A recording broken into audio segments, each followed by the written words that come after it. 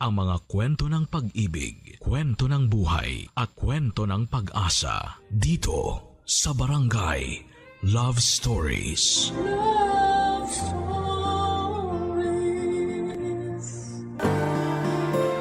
Ang buhay ay parang dagat. Minsan kalmado at minsan marahas. Ngunit ang bawat alon nito ay may daladalang aral na magbibigay lakas at pag-asa sa bawat pagsubok na ating tatahakin. Ikaw, kabarangay, matatawag mo bang kalmado ang buhay mo ngayon? Dear Papa Dudut, ang pagkakaroon ng tapat, mabait at maaasahang kaibigan ay isang biyayang walang kapantay. Sila ang kasama natin sa bawat ngiti at luha, sa bawat pag-asa at tagumpay. At mapalad ako na nagkaroon ako ng kaibigang nagbigay sa akin ng hindi malilimutang karanasan sa buhay na hanggang ngayon ay dala-dala ko pa rin hanggang sa aking pagtanda.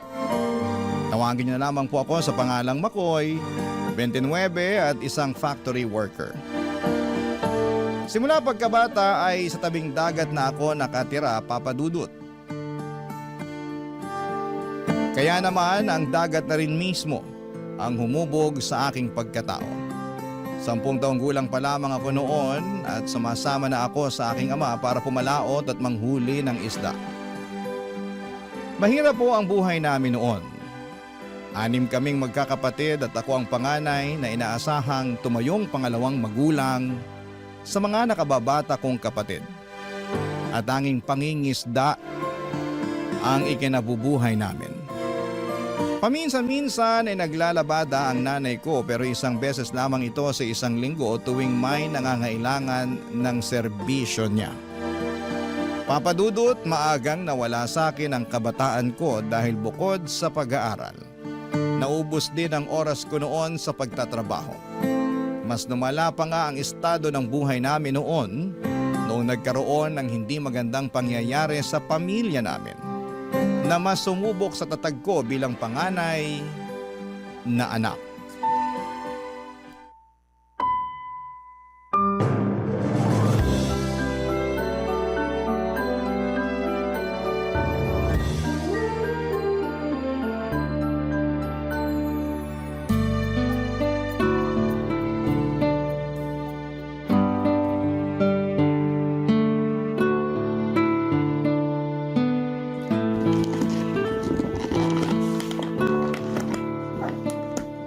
Nay, para saan yung mga damit na yan? Bakit kayo nag-iimpake ng damit? Wala bang nasabi sa'yo si Maring? Sinabihan ko siya na ibalita sa'yo yung nangyari sa tatay mo Wala po eh. Hindi kami nakita sa palengke kanina. Ano po bang nangyari kay tatay? Itinakbo siya kanina sa ospital. Na-stroke habang naglilinis ng bangka. Ano po? Oo, itinakbo naman siya agad sa ospital ng mga kasama niya. Ay, mabuti nga may tricycle yung isang kasamahan niya kanina Kumusta na po siya? Ano pong lagay niya? Nasaan po siya ngayon? Ayun, nasa ospital pa rin siya. Naku, sa awa ng Diyos, maayos na yung lagay niya.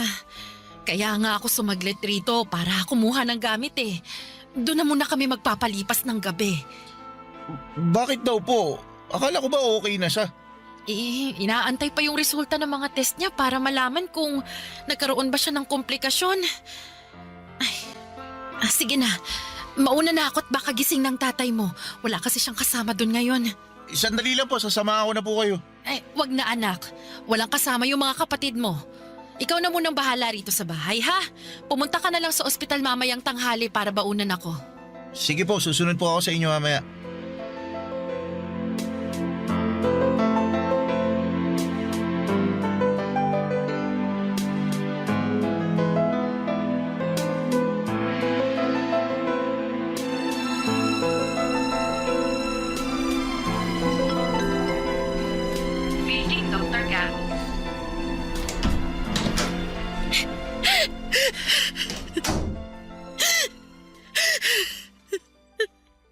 Nay?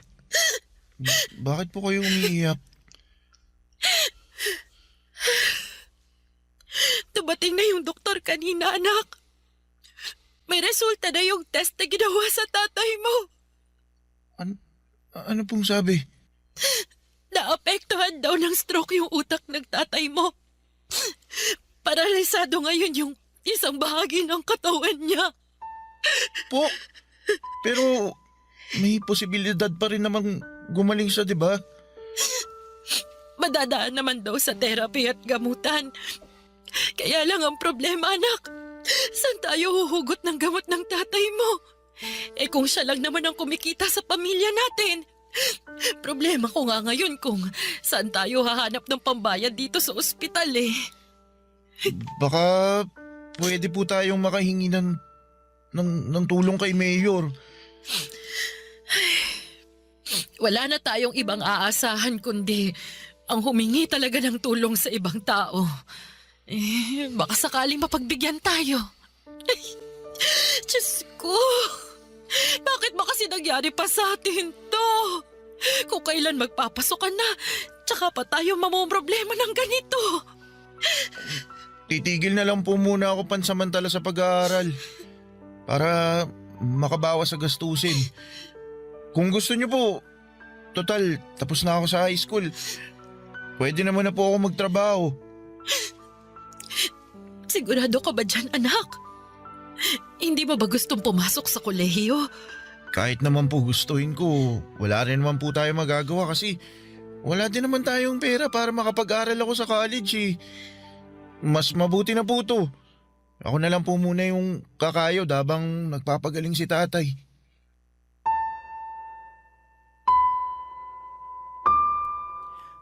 Papa Dudut, dahil sa nangyari sa aking ama ay isang trabaho ang naipasa sa akin na hindi ko pwedeng talikuran.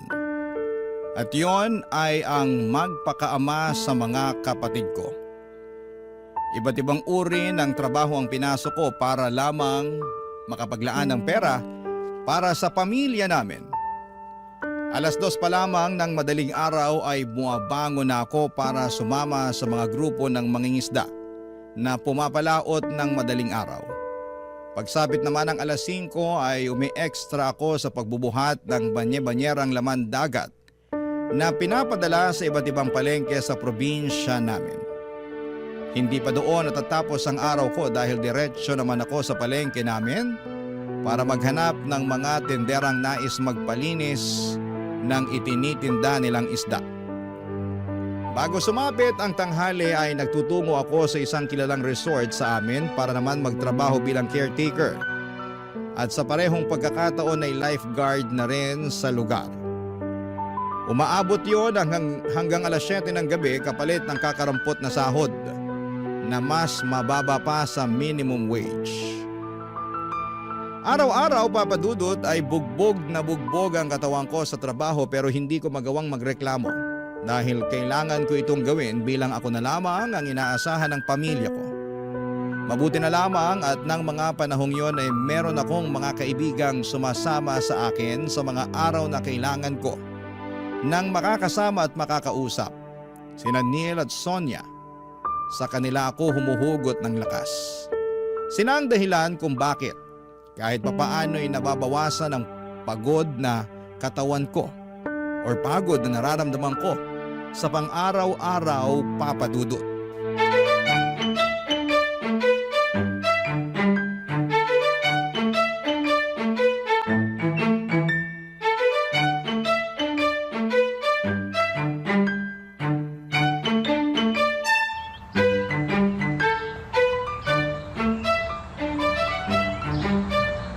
Neil, patambay muna ako rito ha. O Makoy, ikaw pala. Oo naman. Tapos ka na sa trabaho? Oo, kakatapos ko lang. Nakapagod nga eh, may nag-birthday kasi sa resort. Daming pinagawa. Lali lang sa katawan mo ha. Baka mamaya sumunod ka sa tatay mo, mababaldado ka rin dyan. Sira ulo, hindi magandang biro yan boy. Di naman ako nagbibiro. May hangganan din yung katawan mo no. Kapag yan, pinwersa mo, di talaga malabong sa ospital din ang bagsak mo. Naalagaan ko naman na maayos tong katawan ko eh. Huwag ka na mag-alala. Eh, maiba tayo. Kumusta na pala yung nanay mo? May balita ka na ba sa kanya? Wala nga eh. Hanggang ngayon, di pa rin siya nagpaparamdam. Halos 2 linggo na simula nung umalis siya. Ano ba kasing ginawa niya? Ba't siya nagtatago? Ang sabi sa akin, nang scam daw siya eh. Pero di ako naniniwala dun. Mabait na nanay ko no. Sa sobrang bait niya, madali lang din siyang paikutin ng mga tao sa paligid niya. Kaya malamang, na-scam lang din siya katulad nung iba. Ang kaibahan lang, sa kanya nabaling yung sisi. Naku, kawawa naman yung nanay mo. Hmm. Tsaka, sana magpakita na siya para malinis na yung pangalan niya. Grabe din naman kasi yung mga tao eh. Kahit anong paliwanag noon ni nanay, hinuhusgahan na agad siya. Wala tuloy siyang nagawa kundi magtago na lang. Pero kahit naman sana i-update niya kayo kung kumusta na yung lagay niya, di ba? Yun nga ang kinakabahala ako eh. Uy, nandito na pala kayo. Sakto, bili naman kayo ng tinda ko. Uy, Sonia, ano yan? Pastillas, masarap to, 5 pesos isa. Mahal naman yan. Labang pre-taste dyan. Pre-taste ka dyan, kakapiranggot na nga tubo ko rito eh. Dami mo talagang racket ah. Parang nung nakaraang linggo lang, inumin yung nilalako mo ah. Ganyan talaga kapag babaero yung ama tapos sugarol naman yung ina.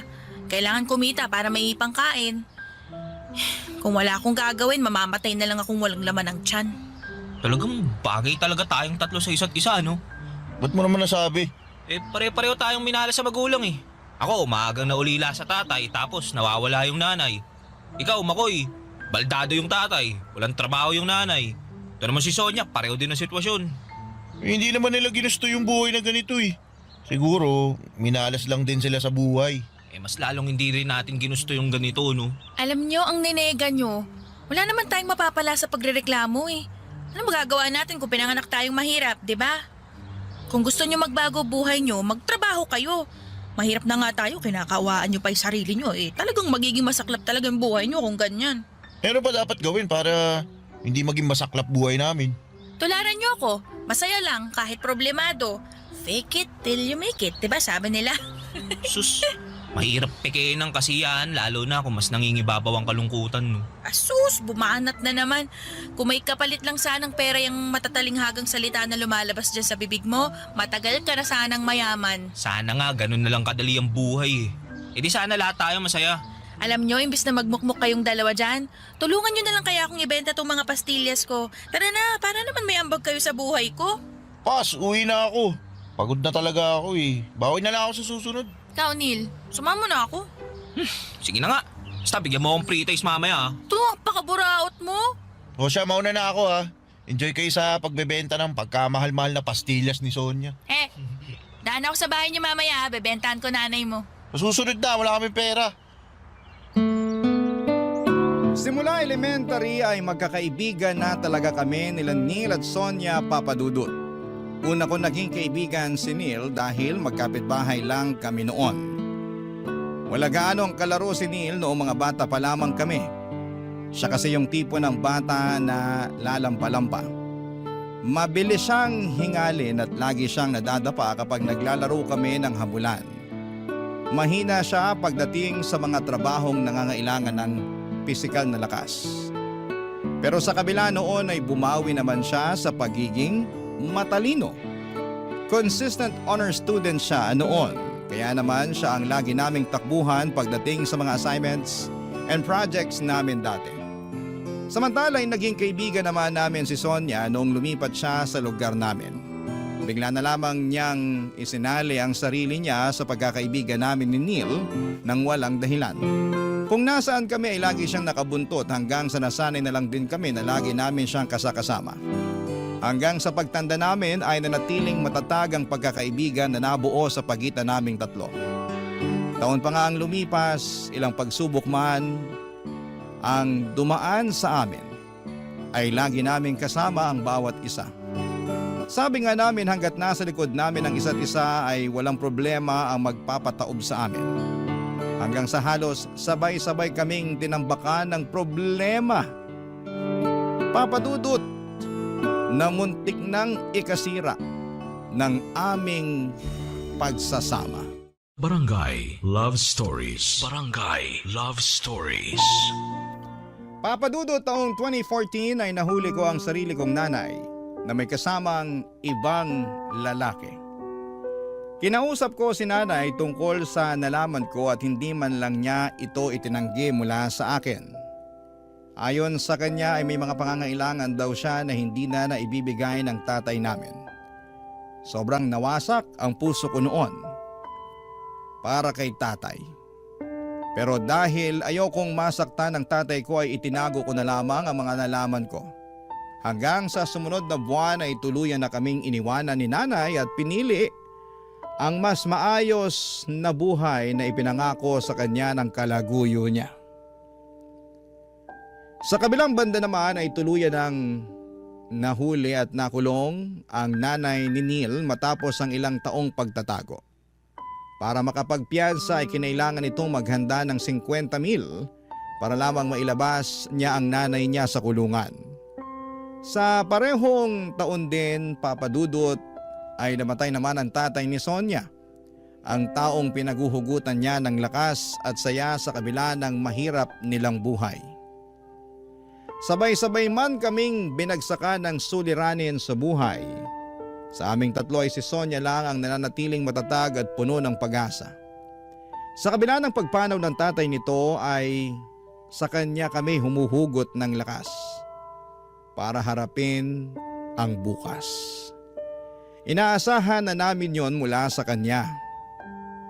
Dahil simula pagkabata ay likas na masiyahin talaga si Sonia. Iiyak lang siya saglit kapag malungkot siya, pero pagkatapos noon ay babalik na ulit siya sa dating niyang pagkatao na makulit at punong-puno ng enerhiya. Kaya naman noong mga panahong yon, si Sonia ang naging sandala naming dalawa ni Neil noong namroblema kami sa mga magulang namin.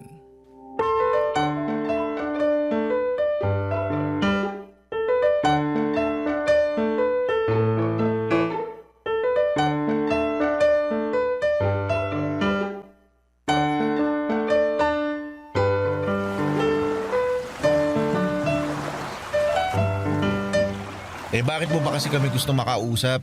Dito pa sa tabing dagat, daming lamok dito. Siyempre, para kunwari nasa pelikula. Bagay na bagay kaya tong sunset sa pag-uusapan natin. Para memorable. Sus. Dami mong pakulo. Ano ba kasi yung pag-uusapan natin? May solusyon na ako sa problema niyong dalawa. Itong mga nakaraang buwan, wala na kayong ibang reklamo kundi yung mga buhay niyo eh. Nakakasawa ng pakinggan para mga sirang plaka. Kaya naisip ko na resolbahin na lang yung mga problemang yan. Paano mo naman gagawin yun? Easy ka lang ah. Ikaw Neil, nag-iipon ka ng pampiyansa para sa nanay mong nakakulong, di ba? Oo. Anong gagawin mo? Papautangin mo ako? Di no, pareho tayong walang pera. Pero hindi, may naisip akong paraan para magkapera ka. Paano naman? Parang ayoko yung nasa isip mo ah. Yung magbebenta ng laman ah. Sino ba nagsabi magbenta ka ng laman? Masyado kang defensive. Naisip mo bang gawin yun? Uy, sira ulo. Kung gagawin yun no. Pero syempre, hindi naman kita ilalagay sa ganong klaseng bagay. Ito yung naisip kong solusyon. Papalapit na yung piyesta natin, di ba? Oo, tapos?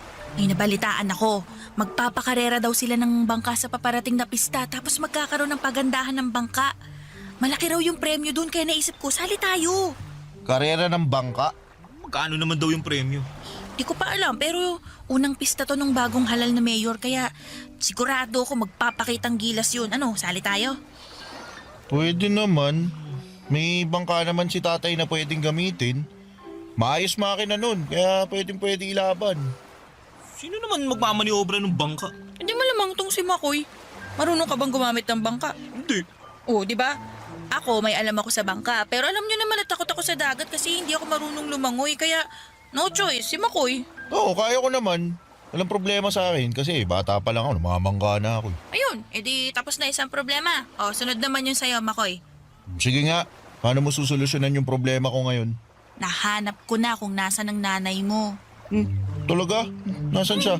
Nandun, sa kabilang bayan. Teka, paano mo naman nalaman yan? Anong ginagawa mo doon sa kabilang bayan? May mga suki ako doon ng mga binibenta kong pagkain, di ba? Mabalik tayo sa sinasabi ko. Sinundan ko siya kasama yung pinalit niya sa tatay mo. Uy, Sonia. Ay, Yung bunganga mo masyadong pasmado. sorry. De, okay lang. Yung bahay ng lalaki, alam mo ba kung nasan? Oo, sinundan ko sila. Memoryado ko kung saan sila nakatira ngayon. Nabanggit mo na gusto mong makausap nanay mo sa huling pagkakataon, di ba? Ito na yung pagkakataon na yun. Ano, Makoy? Kikitain mo ba siya? Hindi ko alam eh. Hindi ko alam kung kaya ko. Oh, bakit naman? Marami akong gustong sabihin. Marami akong gustong itanong sa kanya. Pero di ko alam kung masasabi ko lahat ng yun sa kanya kapag nagkita na kami. Hindi naman tayo pupunta agad-agad doon. Siyempre, kailangan mo rin paghandaan yun. Alam kong may galit at tampo ka sa nanay mo. Kaya mas magandang kitain mo siya kung kailang maliwanag na yan sa pag-iisip mo. Di bale, sasamahan ka naman namin kung kailangan mo ng suporta eh. Maraming salamat, Sonia. Ay, walang anuman. Paano na lang kaya kung wala ako?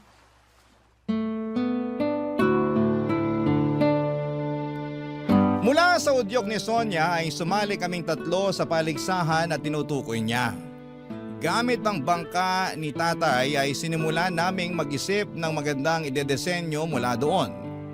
Yun na rin ang plano naming isali sa karera dahil sa aming tatlo ay ako lang naman ang marunong mag-operate ng bangka na di motor. Sina Neil at Sonia naman ay natoka sa pagdidesign ng bangka gamit ang talento ni Neil sa pagdodrawing. Sa mga sumunod na linggo bago ang pista sa lugar namin ay sinimulan ng guhitan nila Neil ang bangka ni tatay. Kapag walang masyadong tao sa resort na pinagtatrabahuhan ko ay patakas naman akong nag-iinsanyo sa pagdadrive ng bangka para sa karera. Kasabay noon ay patuloy ang paghimok sa akin ni Sonia na kitain ko na ang nanay ko para makausap siya. Pero ng mga panahong yon ay hindi ko pa alam kung ano ang sasabihin ko sa nanay ko kapag nagkita ulit kami. Wala pa akong sapat ng lakas ng loob noon para masabi ko sa kanya ang mga gusto kong sabihin. Kaya pansamantala ko na lamang muna itong sinantabi at itinuong ko na lamang ang atensyon at oras ko sa paligsahan na sasalihan namin. Pero hindi rin naman nagtagal ang paghihintay ni Sonia dahil bago ang patimpalak. Nag-decide ako makipagkita na sa nanay ko, Papa Dudut. Kasama sina Neil at Sonia ay pinuntahan namin si nanay sa kabilang bayan kung saan siya nakatira kasama ang bago niyang kinakasama.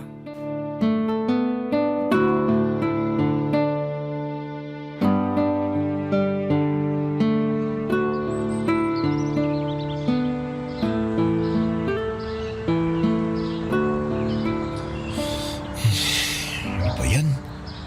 Parang kinakabahan ako ah. Makoy, mag-iisang oras na tayo nagtatago rito ah. Kailan mo haharapin yung nanay mo? Yan mo nga siya. Huwag mo siya pilitin. Tatanong lang naman. Sandali lang, bumibuelo pa ako eh. Huwag ka magmadali, tol. Lapitan mo pag kaya mo na. Oo, para gabihin tayo. Mas mahal ang pamasahe ng tricycle kapag gabi ha. Ito na. Pupuntahan ko na. Galingan mo ha. Talaga, Sonia. Bakit? Excited lang naman ako eh. Diyan lang kayo ah. Tayo niyo ako. Andito lang kami ha. Don't you worry.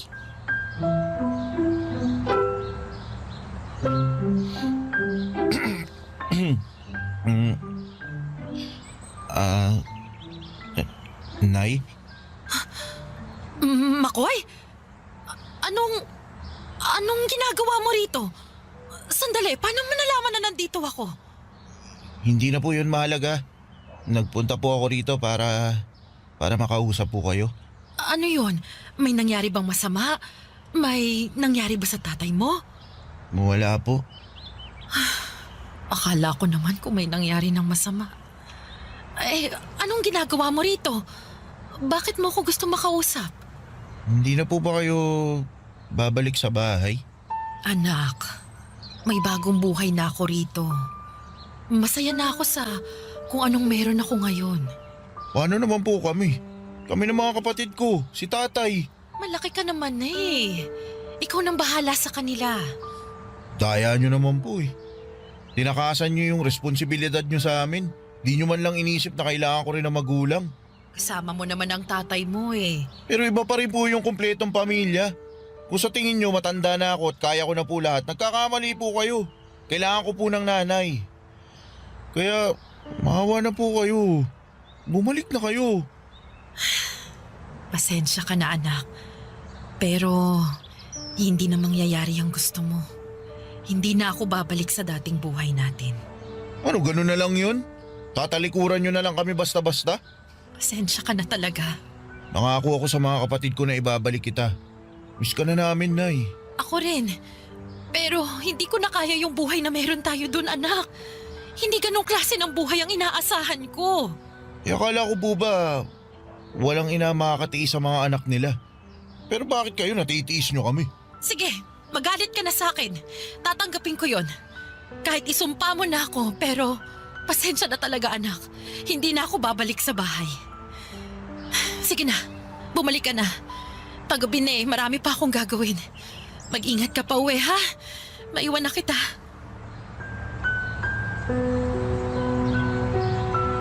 Oh, Makoy, musta? Sasama daw ba sa'yo pa uwi? Hindi. Wala na nga siyang paki sa amin eh. Baka naman, pwede natin siyang mapakiusapan. Wala na nga. Ayaw na nga niya. Ano pang mahirap intindihin doon? Oh, chill ka lang. Sungit mo naman. Hindi kasalanan nyo kasi to. Pinipilit-pilit nyo pa kasi ako eh. Uy, ikaw may gusto nito, di ba? Sabi mo gusto mo makausap nanay mo, edi tinulungan ka lang namin. Eh dapat di nyo na lang ginawa. Grabe, hindi ka na lang magpasalamat. Sonia, tama na yan. Ay hindi, hindi tama na sa atin siya magagalit dahil lang hindi niya nakuha yung gusto niya. So bakit ano bang gusto mo marinig? Mag-thank you ako sa'yo kasi ayaw na sa amin ng nanay namin. Ang gusto ko lang naman. O ay di thank you. Ano, masaya ka na? Uy, hindi man ganyan pre. Nag-aalala lang naman kami sa'yo eh. Hindi. Palibasa. Hindi nyo alam kung ano nararamdaman ko ngayon. Alam nyo, itigil na lang natin tong kahibangan na to. Yung mga naisip mong solusyon sa mga problema namin, mga walang kwenta. Ang sabi mo? Uy, tumigil na nga kayong dalawa dyan. Muwi na nga lang tayo. Hindi na ako tutuloy dun sa contest na sinasabi nyo.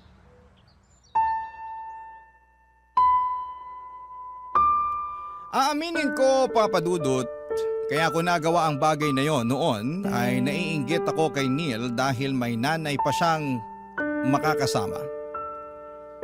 Samantalang ako ay tuluyan na kaming iniwanan ng sarili naming ina. Medyo makasarili ako sa part na yon, lalo na't bangka ni tatay ang gagamitin sana namin para sa kompetisyon, pero bata pa ako noon at ang mga desisyon pa na ginagawa ko dati sa buhay ay nadadala pa ng mga emosyon ko.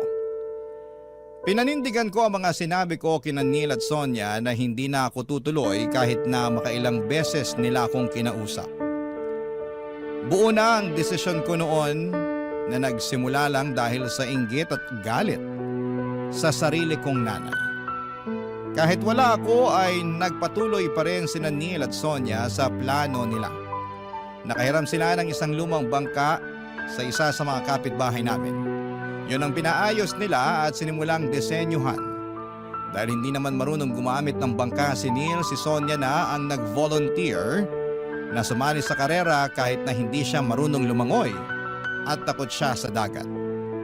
Araw-araw tuwing nasa resort ako at nagtatrabaho ay nakikita ko kung gaano kasigasig ang dalawa sa pag-iinsayo.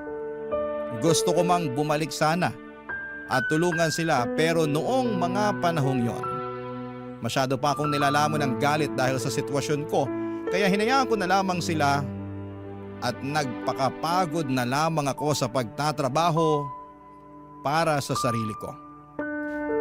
Pero Papa Dudut, isang linggo bago ang kompetisyon ay isang masamang balita ang gumimbal sa lugar namin. Barangay Love Stories. Barangay Love Stories. Papa Dudut, nasa palengke ako noon at abala sa paglilinis ng isda noong narinig ko ang usapan ng mga tendera sa paligid ko. Naaawa daw sila dahil kamamatay lang ni Mang Nestor ay sumunod ding namatay ang dalaga niyang anak. Pagkarinig ko sa pangalang yon ay biglang kumabog ang dibdib ko dahil Nestor ang pangalan ng tatay ni Sonia. Agad kong tinext si Neil para makibalita sa kanya, ngunit hindi siya nag-reply sa mga text ko. Minadali ko na lamang ang trabaho ko sa palengke at saka ako agad na nagtungo sa bahay nila Sonia. Mas lalo kong kinabahan noong nadatnang ko ang mga taga-barangay sa tapat ng bahay nila Sonia na abala sa pagkakabit ng tolda. Dalawa ang anak na babae ni Mang Nestor, si Sonia at ang nakababata nitong kapatid. Hindi naman sa mas gusto kong mawala ang kapatid nito, pero habang papalapit ako sa bahay nila Sonia ay tahimik akong nananalangin na sana hindi si Sonia ang tinutukoy nilang dalaga ni Mang Nestor na namatay. Bago pa man ako makarating sa gate nila Sonia ay nanlumo ako nang nakita ko si Neil na nakatayo sa tabi ng Pader at puno ng luha ang kanyang mga mata. Hindi ko pa man nakukumpirma, ay alam ko na ng mga oras na yon na si Sonia nga ang tinutukoy nilang namatay, Papa Dudut.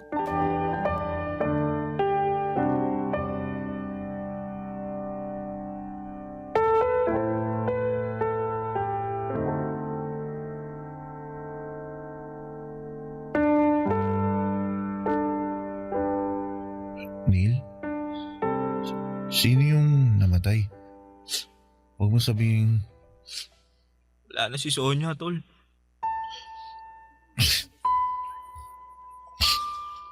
Sonia? Si Sonia? Anong... Bakit? Bakit? Anong nangyari sa kanya? Nag-iensayo siya para sa karera ng bangka eh. Sinabi ko naman sa kanya na wag nang tumuloy. Kasi malakas yung alon ngayon eh. Pero di siya nakinig. Ba't mo kasi siya hinayaan? Kilala mo si Sonia, tol. Kailan ba natin siya napigilan sa mga gusto niyang gawin? Lahat ng gusto niya, ginagawa niya kahit ano pa sabihin natin, di ba? Tikas kasi ng ulo niyan eh. Di na nga marunong lumangoy, nagpumilit pa. Kasalanan ko to eh. Dapat di na lang namin tinuloy yung laban. Kung hindi siya nagpumilit na sumali, di sana buhay pa rin siya hanggang ngayon. Di, wala kang kasalanan. Gusto ko lang naman niyang matulungan eh. Kung maghahanap kayo ng masisisi, ako dapat yun. Kasi ako yung may kasalanan ng lahat. Iniwan ko kayo eh. Diba? Dapat ako yun. Ako dapat yung nagpa-practice. Ako dapat yung nasa bangka, hindi siya. Alam mo, may punto ka, pre. Di mangyayari to kung di ka umayaw eh.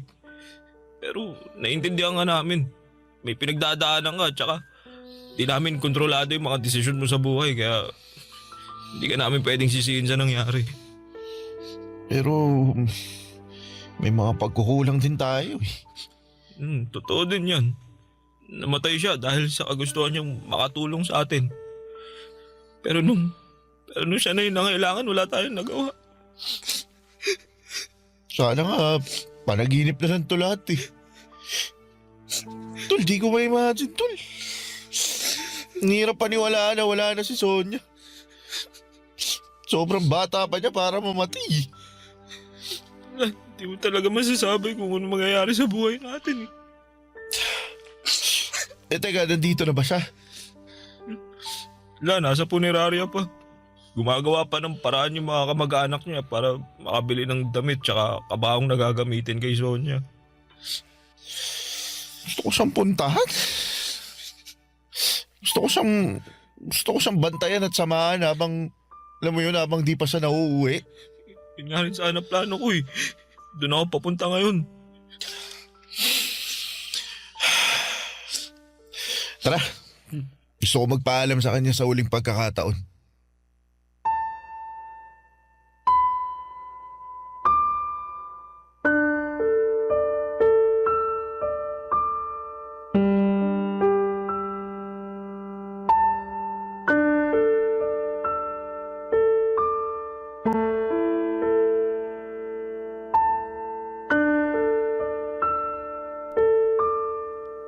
Papadudod sa mga sumunod na araw ay magkasama naming binantayan ni Neil ang kaibigan namin hanggang sa nailibing ito sa kanyang huling hantungan.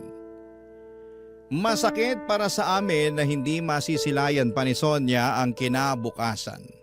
Napakarami niyang pangarap sa buhay kaya nakakalungkot na maaga siyang binawi ng Panginoon gayong isa siya sa mga tao na may napakabuting puso. Marami siyang napapasayang tao at marami siyang natutulungan ng walang kapalit. Sa loob-loob ko ay sinisisi ko ang sarili ko dahil kung hindi ko lang sana sila sinukuan noon, hindi sana ako papalitan ni Sonia sa karera. Hindi sana siya mauuwi sa kamatayan. Kaya naman ang tanging pambawi na lamang na naisip ko ay ang ituloy ang mga nasimulan niya. Sa mismong puntod ni Sonia ay pinangako ko na tutuparin ko ang mga bagay na gusto niyang mangyari. Tutulungan ko si Neil na mabuo ang iniipon niyang pampiyansa sa kanyang nanay.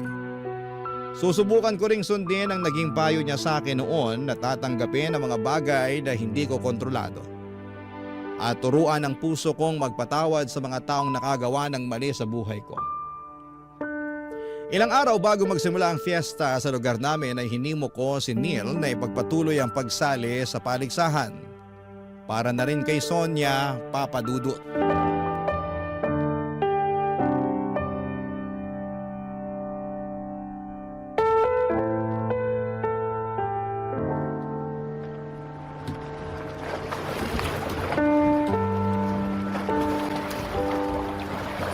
Pasensya ka na, Neil ah. Di natin nakuha yung grand prize. Ayos lang yun. Kahit papaano, nanalo tayo ng second place sa pagandahan ng disenyo ng bangka. Wala na dito si Sonia pero hanggang ngayon, natutulungan niya pa rin tayo. Hindi dahil sa disenyo niya, di tayo mananalo eh. Kaya nga eh. Pero, paano na yan? Hindi pa rin yun sapat. Para sana sa pampiyansa ng nanay mo. Sus, kapag-iipunan naman yun eh. Huwag mo nang intindihin yun. Alam mo kung ano magandang gawin? Ano? Hati tayo sa premyo. Kailangan mo rin ng pera, di ba? Ako, hindi ako tatanggi dyan. Kailangan ko rin talaga ng pera eh. Kaya nga naisip ko, paghatian na lang natin. Sige, salamat. Alam mo, nandito lang si Sonia. Sigurado ako, puro reklamo aabutin nating dalawa mula dun. Nako, yung pa. Hindi tumatanggap ng pagkatalo yun. Baka awayin pa nga nun yung judge kasi hindi pinanalo yung design niya. Alam mo, nakakamiss talaga yung babaeng yun.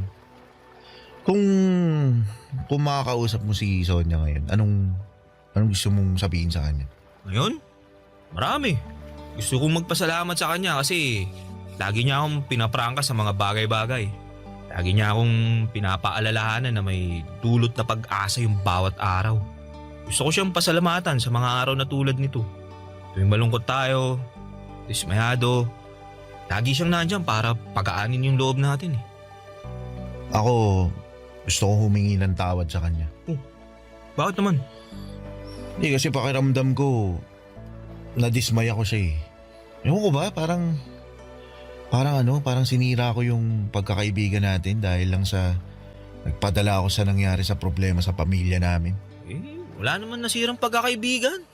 Alam mo, katunayan nga si Sonia pa nagpaintindi sa akin ng pinagdadaanan mo eh. Alam niya kung paano mabuhay sa isang sirang pamilya. Kasi dati di ba naghiwalay yung mga magulang niya. Sa aming dalawa, siya mas nakakaintindi sa'yo nun. Hindi, pero pasensya pa rin ha kasi naging makasarili ako eh. Sus, huwag mo na alalahanin yung pre. Tapos na yun eh. Saka isa pa, bumawi ka naman na. Natalo nga lang. Oo nga eh. Totoo nga yung sinabi mo. Magandang tumambay dito sa laot. Nakakagaan ng loob. Diba? Lalo na kapag tahimik yung dagat. Hmm. Dito rin takbuhan ko kapag gusto kong takasan yung mga problema ko eh. Masarap humiga sa bangka habang hinihili ka ng alon. Tapos pinagmamasdan mo yung kalangitan. Salamat Makoy. Lion. Di, salamat kasi naging kaibigan kita. Kayo ni Sonia. Salamat na dumating kayong dalawa sa buhay ko. Ako rin. Pinagpapasalamat ko rin ang bagay na yan. Papa Dudut, wala na akong masyadong rekoleksyon pa sa mga sumunod na nangyari pagkatapos ng nangyaring paligsahan. Basta ang nanatili sa utak ko noon ay yung kinuha si Neil ng kanyang tiyahin papunta sa Maynila. Simula noon ay nawala na kami ng koneksyong dalawa. Hanggang ngayon ay wala na po akong balita kay Neil kung kumusta na ang buhay niya.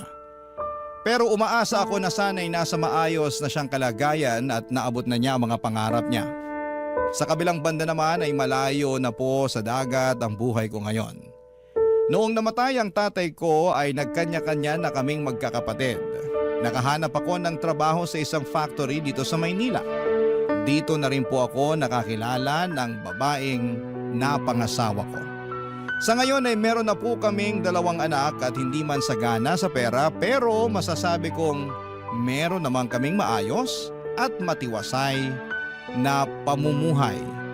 Kung saan ay hindi na triple ang pagod para lamang makaraos sa pang-araw-araw. Paminsan-minsan ay nagbabalik tanaw po ako sa mga karanasang pinagdaanan ko noong kabataan ko. At kasama na doon ang mga kaibigan kong sina Sonia at si Neil. Hanggang ngayon ay dala-dala ko pa rin ang mga aral na natutunan ko mula sa kanila.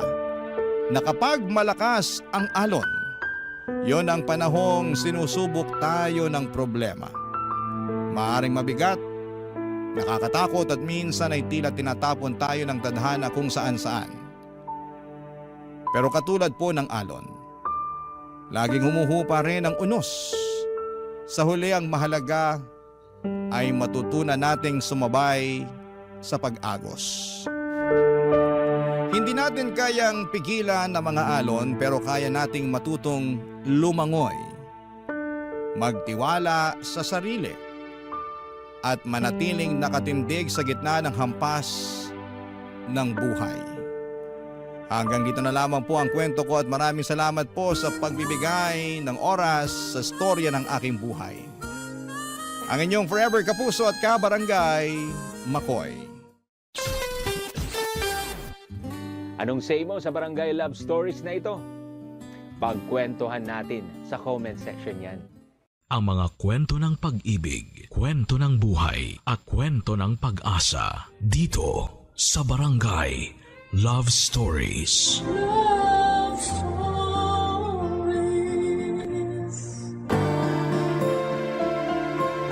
Kapag mahal mo raw ang isang tao, ilang ulit kang magpapatawad. Kapag mahal mo raw ang isang tao ay uunahin mo lagi ang umunawa. Ikaw kabarangay, ilang beses ka bang magpapatawad at uunawa? Dear Papa Dudut, isang mapagpalang araw sa inyong lahat sa Barangay LS. Ako nga pala si Harold, 31 years old at gusto ko lang magsumbong sa inyo sa nangyari sa relasyon ko. May nakarelasyon ako na mas matanda sa akin ng 5 taon, siya si Leia. Matagal ko ng crush si Leia bago ko pa siya ligawan. Naging magkakilala kami dahil sa dating pinagtatrabahuhan namin. Gusto ko na siyang ligawan, unang beses ko pa lamang siyang nakilala. Ang saya kasi niyang kasama, maganda rin siya at kalog talaga. Sa tuwing kasama ko siya ay pakiramdam ko ay safe ako. Kakaiba siya sa lahat ng mga babaeng natipuhan ko noon, Papa Dudut. At kahit sabihing merong mas maganda sa kanya pero iba ang hatak niya. Marami nga ring nagkagusto sa kanya sa dating pinagtatrabahuhan namin. Hindi siya nababakante, yon ang problema ko. Kaya hindi ako makasingit na maligawan siya. Hindi siya nawawala ng karelasyon. Oras na malaman ng mga lalaking kakilala niya na single na siya ay biglang hahaba ang pila. Madalas ako ang huling nakakaalam na single siya kahit kami pa yung mas close sa isa't isa. Kaya madalas ako yung napag-iiwanan. Saka natatakot din akong ligawan siya dahil baka i-reject niya ako. Lalo't 5 taon ang tanda niya sa akin. Gayunpaman kapag tadhana na ang gumawa ng paraan para mapansin ka ng taong gusto mo, wala na silang laban kahit sino pa ang iharap mo. Sa wakas, nung natapos na ang relasyon niya, ako naman ang unang nakaalam na single siya. Niligawan ko siya at pinagbigyan niya ako. Maswerte pa nga dahil inaya niya akong mag-live-in dahil wala na rin siyang kasama sa apartment niya. Pumayag ako, Papa Dudut. Pagkakataon ko na yon para ipakita sa kanya na ako ang karapat-dapat para sa kanya.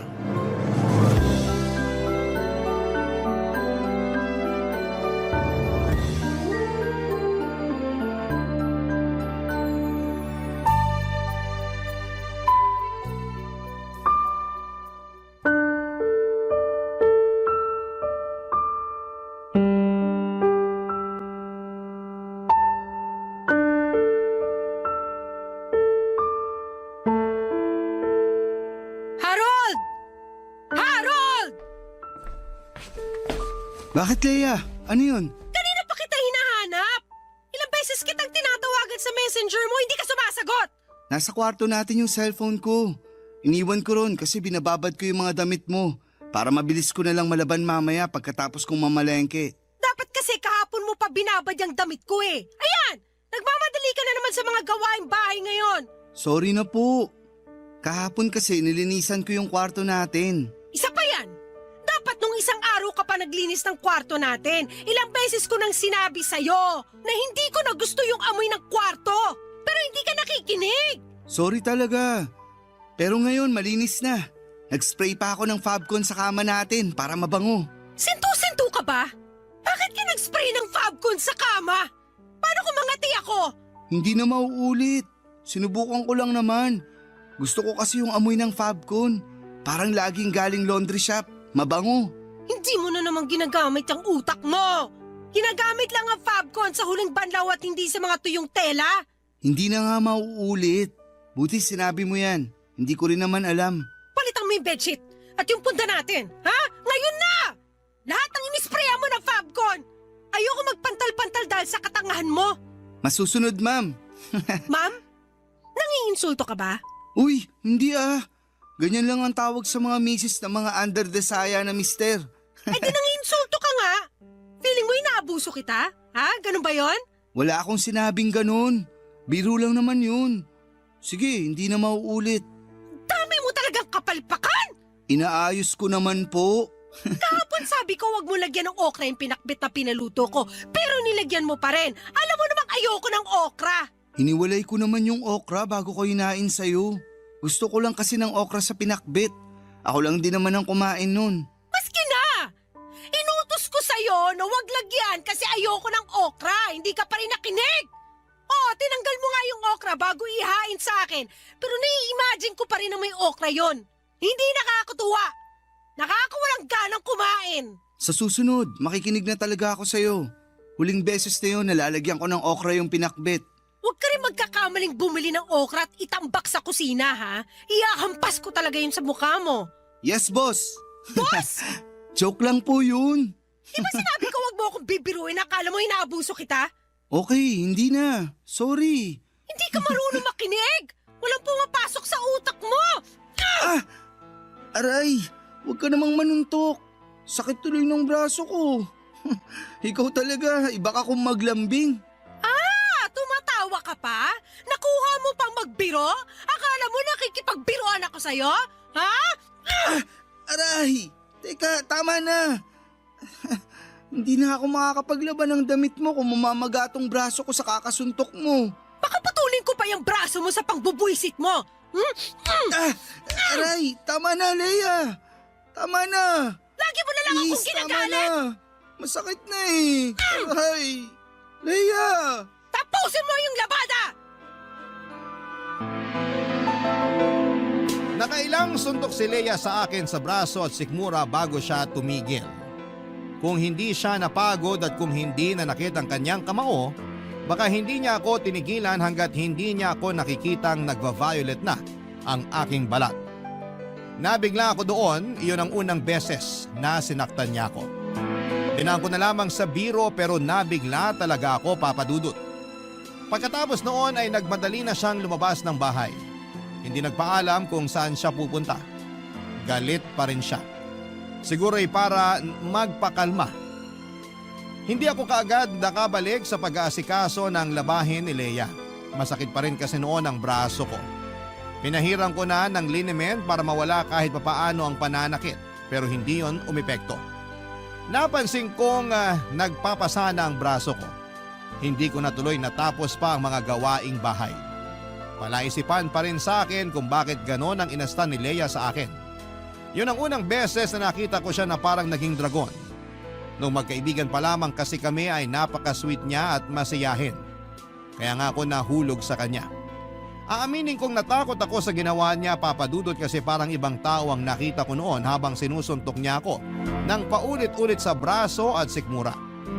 Gabi na noong pinagpatuloy ko ang labahan. Nabawasan na ang sakit sa braso ko kahit papaano. Pinagpaliban ko muna ang pamamalengke dahil hindi ko kayang magbuhat ng mabibigat. Saktong natapos ko ang mga labahan nang dumating si Leia. May hawak siyang yema. Nilapitan niya ako habang inaayos ang ginamit ko sa paglalaba. Tahimik lamang ako noon at pinakikiramdaman siya. Nung kinalabit niya ako ay napatingin ako sa kanya, Papa Dudut. Maamo na muli ang mukha niya. Parang bumalik na ang Leia na una kong nakilala.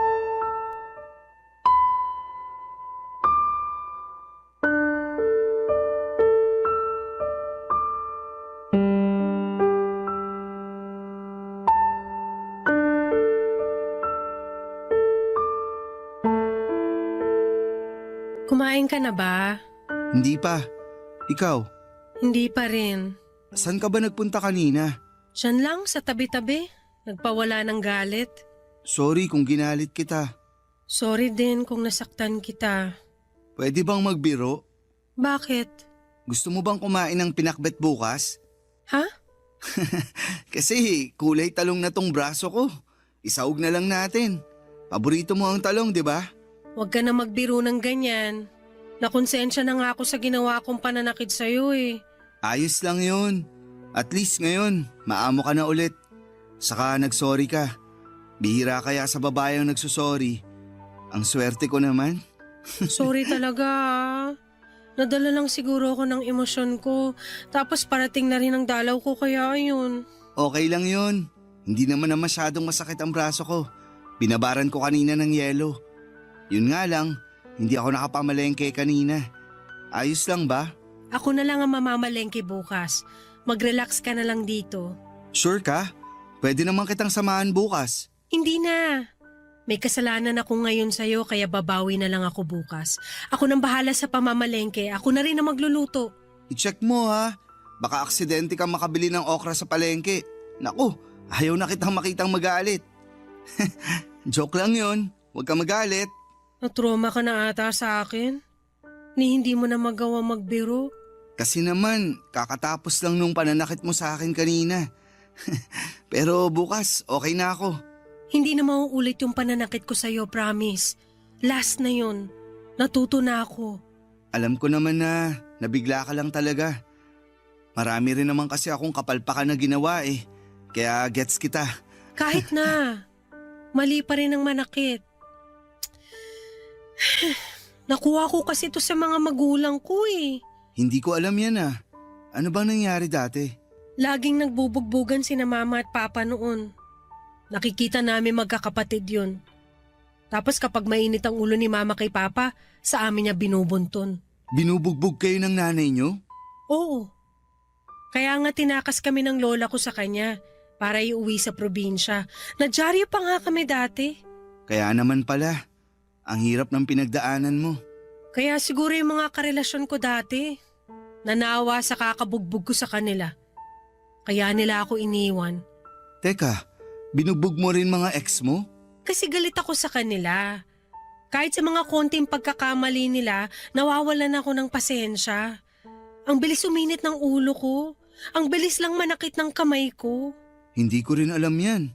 Pero sana, huli na tong pangbubugbog na ginawa mo sa akin ha. Kasi hindi to tama. Alam ko. Kaya nga nagsusorry ako ngayon. Aware na ako sa pagkakamali ko sa mga dating karelasyon ko. Hindi ko na yun uulitin sa'yo. Maswerte ako kung ganun nga. At maswerte ka dahil may peace offering ako sa'yo ngayon. Anong peace offering naman yan? Yema! Paborito ko to.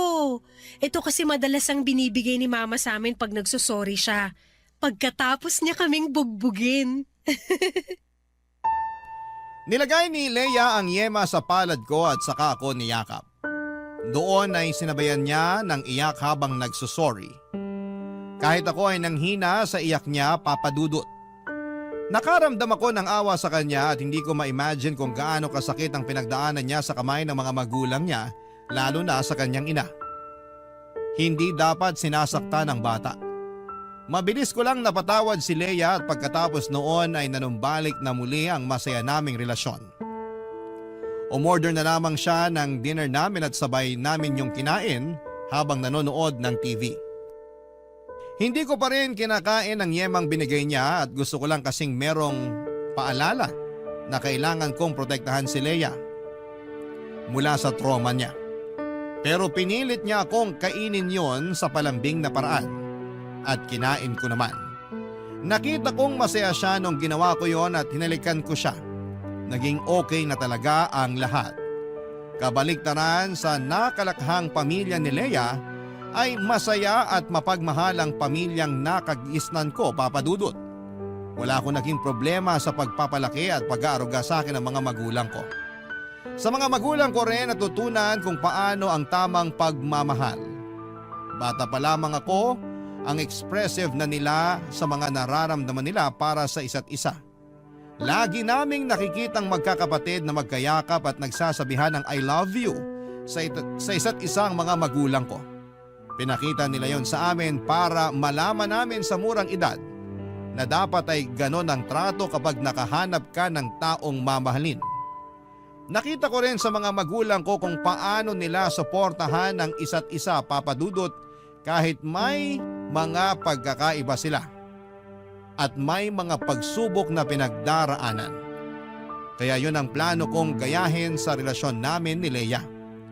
Ipapakita ko sa kanya kung paano ang tamang pagmamahal para tuluyan na niyang makalimutan ang kanyang masalimuot at nakakatakot na nakaraan noong bata pa lamang siya. Barangay Love Stories. Barangay Love Stories. Sa pagdaan ng mga araw, linggo at buwan ay hindi na naulit pa ang pananakit ni Leia sa akin. Marunong na siyang magpigil, Papa Dudut. Nasiyahan ako roon lalo't binibida niya yon ang pinakamatagal na hindi siya nanakit ng karelasyon. Siyempre proud ako dahil nakatulong ako doon. Lagi ko kasing sinusunod ang mga sinasabi niya para hindi na siya magalit pa. Natuto na akong makinig ng mabuti.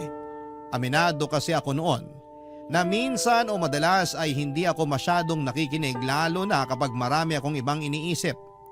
Pero dahil nga sa huling engkwentro namin ni Leia, natuto na ako doon, Papa Dudut.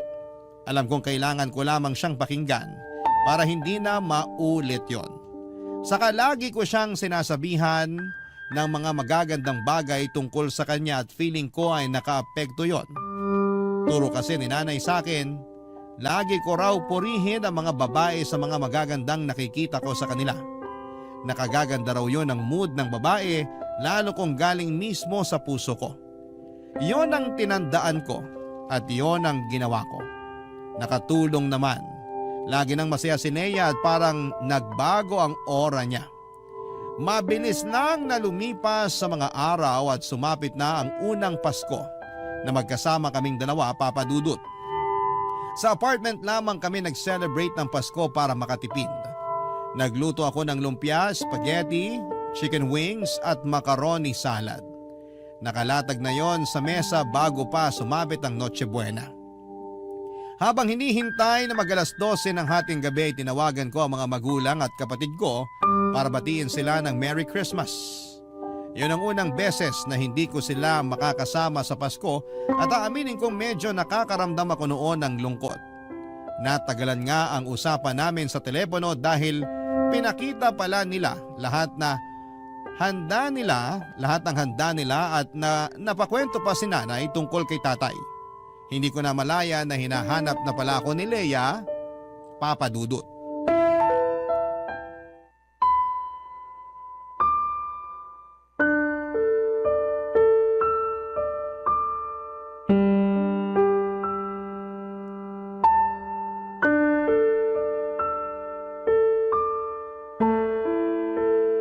Hoy Harold!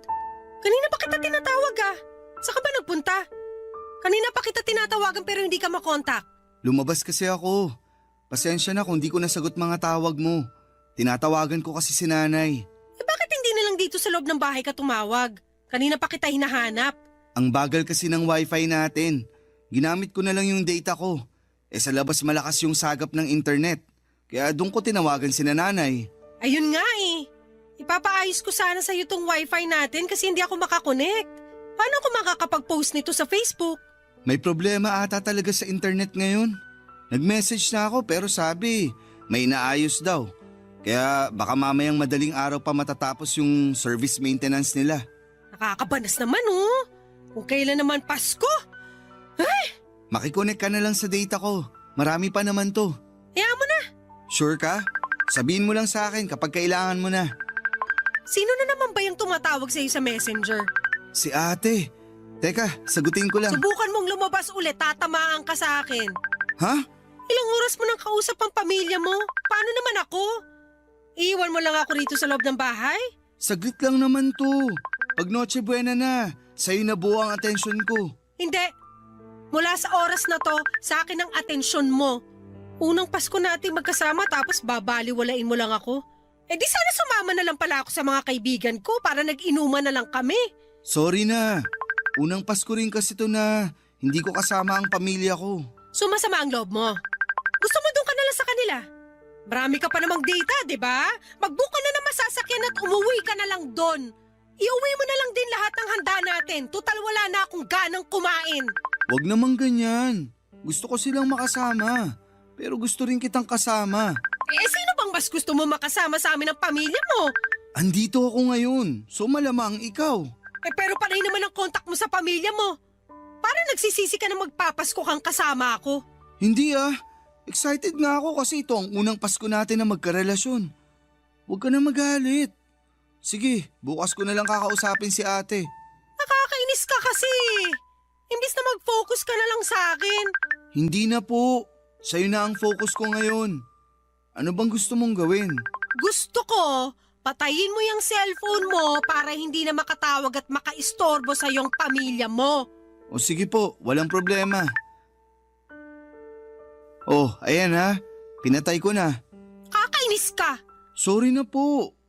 Buo na ang atensyon ko sa'yo ngayon. Hindi na nga ako masaya sa mga niluto mong handa tapos bibusitin mo pa ako sa pagtawag mo sa pamilya mo. Ano bang problema sa niluto ko? Ang alat at ang sagi ng lumpiang Shanghai. Yung spaghetti, mas anemic pa kaysa sa akin. Yung macaroni, in-overcook mo. Ha? Alam ko, sakto lang yung pagkakaluto ko. Baka nanginan lang masyado. Hinayaan ko kasi nakabukas yung mga bintana. Puro ka talaga kapalpakan. Paskong Pasko pero umiinit ang ulo ko sa'yo. Wala pa namang 12:00. Mareremedyohan ko pa yan. Teka. Ang laki mong palpak! Palpak ka! Aray, Leia! Awat na! Huwag mo naman akong tadyakan! Aray! Maligayang Pasko sa'yo at sa kapalpakan mo!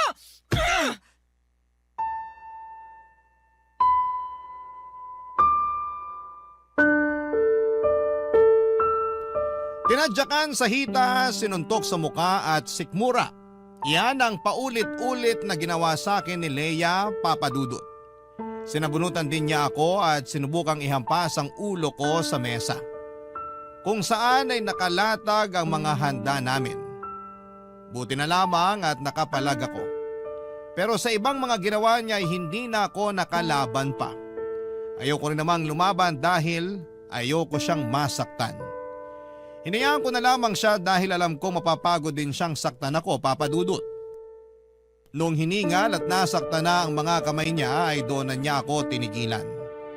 Nagkulong siya sa kwarto at doon nagwala na sinabayan pa ng pag-iyak.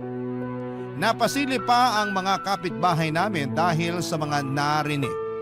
Yang-iya ako pero wala akong ibang magawa. Nakailang beses akong kumatok sa kwarto para pagbuksan niya ako. Pero hindi niya ginawa yon. Lumagpas na ang 12:00 pero ayaw pa rin niyang lumabas. Nasa labas lamang ako ng kwarto at inihintay na pagbuksan niya ako.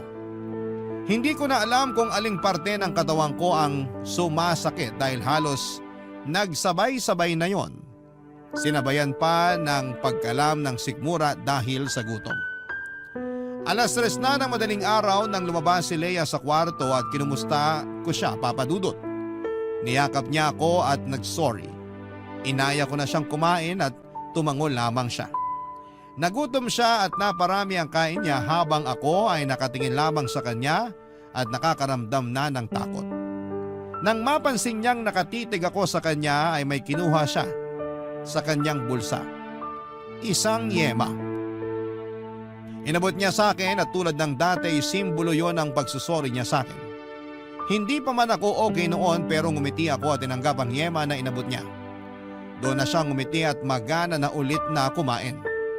Hindi ako halos makakain noon dahil iniinda ko ang sakit ng pangbubugbog niya sa akin. Nagkaroon ng mga pasa at latay sa buong katawan ko. At pagkatapos ng Pasko, pagbalik ko sa trabaho ay napansin ng katrabaho ko at dati kong kaklase sa college na si Julie ang mga bakas ng pananakit ni Leia sa akin. Papa Dudut.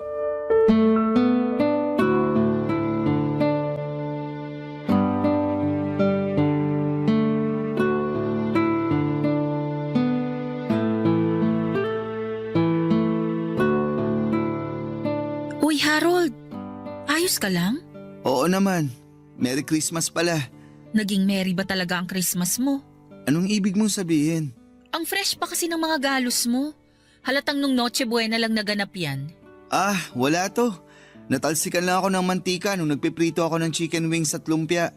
Napalakas yung apoy. Naparami yung mantika. Nakwento ko ba sa'yo dati na binubugbog ako ng ex-husband ko? Ha? Talaga? Wala kang naikikwento tungkol dyan. Kaya alam kong nagsisinungaling ka. Hindi kita hinuhusgahan ha. Kasi dati, takot din akong aminin yung totoo. Sinusubukan ko pa ngang protektahan ng ex-husband ko. Ayos lang naman kasi ako. Yan din ang sinabi ko. Pero alam ko sa loob-loob ko, hindi ako okay. Ano bang gusto mong sabihin ko? Sinasaktan ka ba ni Leia? Hindi to magagawa sa akin ni Leia. Gusto mo talagang isipin ko na mantika ang nanakit sa'yo? Nagkapasa ka dahil natalsikan ka ng mantika? Nahulog lang din ako sa hagdan. Nagmamadali kasi ako sa pagbaba. Ayun, nadulas ako. Ang classic. Yan ang madalas kong ginagamit na dahilan kapag nahuhulihan akong may pasa sa muka. Lagi kong sinasabi na nahulog ako sa hagdan. Kahit sa totoo, wala namang second floor ang bahay namin. Pwedeng magtanong? Ano yun? Paano ka nakatakas sa ex mo? Gusto mo na rin bang takasan at maging ex si Leia? Huwag na lang pala natin pag-usapan. Hindi. Pag-usapan natin. Pinapagaan ko lang ang sitwasyon. Huwag kang mag-alala. Mapagkakatiwalaan mo ko. Ready ka bang magtiwala rin sa akin? Nakakaawa kasi si Leia. Lumaki siya sa toxic na pamilya. Nagbubugbogan ng mga magulang niya. Tapos, binubugbog din siya ng nanay niya. Kawawa naman talaga. Pero hindi sapat na dahilan yun para gawin niya rin sa'yo kung anong naranasan niya sa pamilya niya. Gets mo ba? Mahirap sigurong pigilan lalo kung hindi pa siya okay mula sa trauma niya. At responsibilidad niya ang sarili niya para maghilom sa trauma na yon. Hindi yung ipapasa niya sa'yo kung ano man ang nakasanayan niya noon. Alam ko naman. Akala ko kasi hindi na niya uulitin yung pananakit niya sa akin. So hindi ito ang unang beses na sinaktan ka niya? Pangalawa pa lang naman. Nilalang mo yan. Dapat nga nung unang beses pa lang huminto na siya. Sinubukan naman niya. Ilang buwan din ang pagitan nung una at pangalawang pananakit niya sa akin. Kahit papano, nag-improve naman siya. Proud ka pa talaga ha? Dapat nga hindi na naulit, di ba? Hindi naman kasi ganun kadaling takasan ang nakasanayan mo. Hindi naman talaga dapat takasan. Pero kailangan niyang harapin at kumprontahin ang issue na yan para matapos na at makapagbagong buhay na siya. Hindi ganun kasimple. Malalim yung mga sugat niya. Ganyan na ganyan din ako sa ex ko. Ilang beses ko ring pinagtanggol at pinaniwalaan na magbabago siya pero walang nangyari. Kung hindi pa ako na ICU noon dahil sa pananakit niya, hindi pa ako matatauhan. Harold, hindi na magbabago si Leia. Puro lang sorry ang matatanggap mo sa kanya. Pero hanggang doon na lang yun. Maniwala ka sa akin. Pinagdaanan ko yan. Walang pagbabago sa taong ayaw magbago. Hindi na ako nagsalita sa huling sinabi ni Julie, Papa Dudut. Alam kong may punto siya. Pinag-isipan ko yung buong araw habang nasa opisina. Wala na ba talagang pag-asa na magbago si Leia? Hahayaan ko na lang ba siyang saktan ako ng paulit-ulit hanggang sa sumuko na lamang ang katawan ko? Hindi ako mapakali. Lagi na lang akong natatakot, pati ang pag-uwi sa apartment namin ay kinakabahan ako. Hindi ako makagalaw ng maayos kapag kasama ko si Leia. Pakiramdam ko anumang oras na may mapansin siyang mali ay aambahan na agad niya ako. Hindi na ako komportable sa piling niya. Pero mahal ko siya.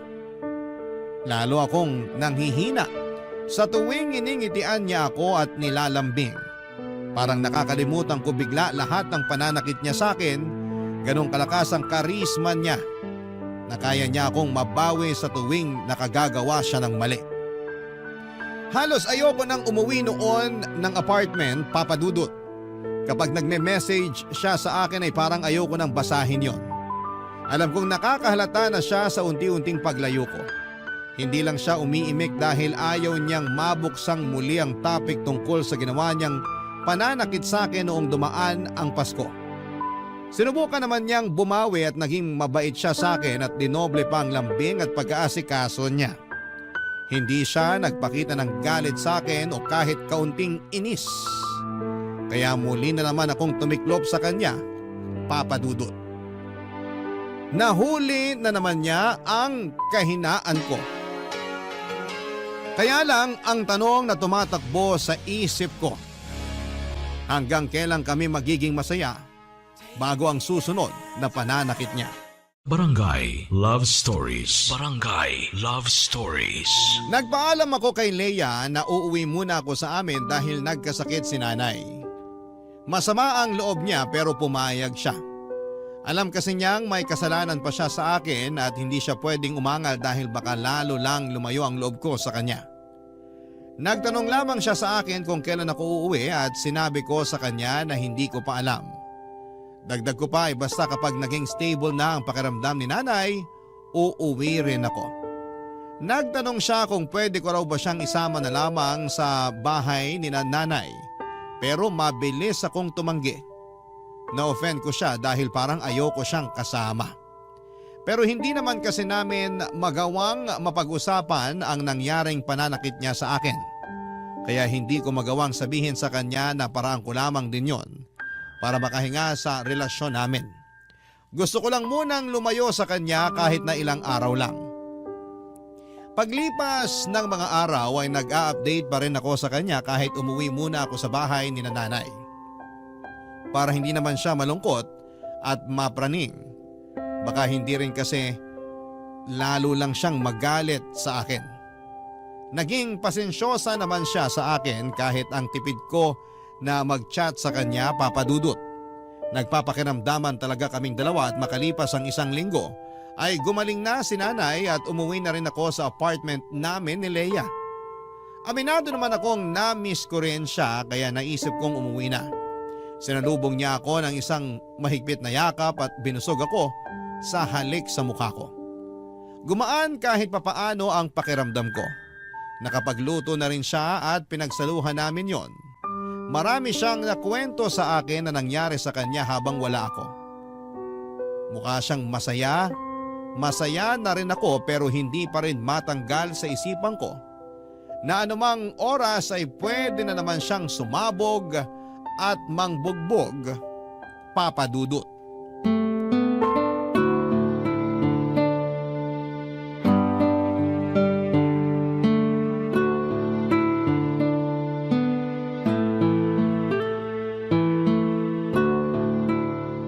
Mabuti umuwi ka na. Para ako mababaliw dito sa bahay mag-isa. Nasanay na ako na lagi kang kasama. Nakakalungkot pala kapag wala ka. Namiss kita. Namiss din naman kita. Kung hindi naman kasi nagkasakit si nanay, hindi na naman ako uuwi ron. Okay na yon. Ang importante, andito ka na. Labas tayo mamaya. Okay lang? Kape tayo ron sa katabi nating coffee shop. Libre ko. Date natin yun ah. Dito na lang tayo sa apartment. Marami pa naman tayong kape na pwedeng i-brew dito. Saka para ma-relax tayo habang nanonood ng TV. Saka mukhang uulan eh. Okay. Pero siguro nga mas maganda kung, sige, doon na lang tayo magkape.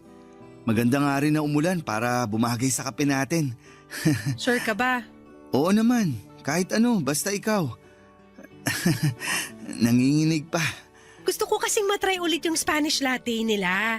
Last week ko pa gustong subukan pero gusto ko sana kasama ka pag hihigop ako nun eh.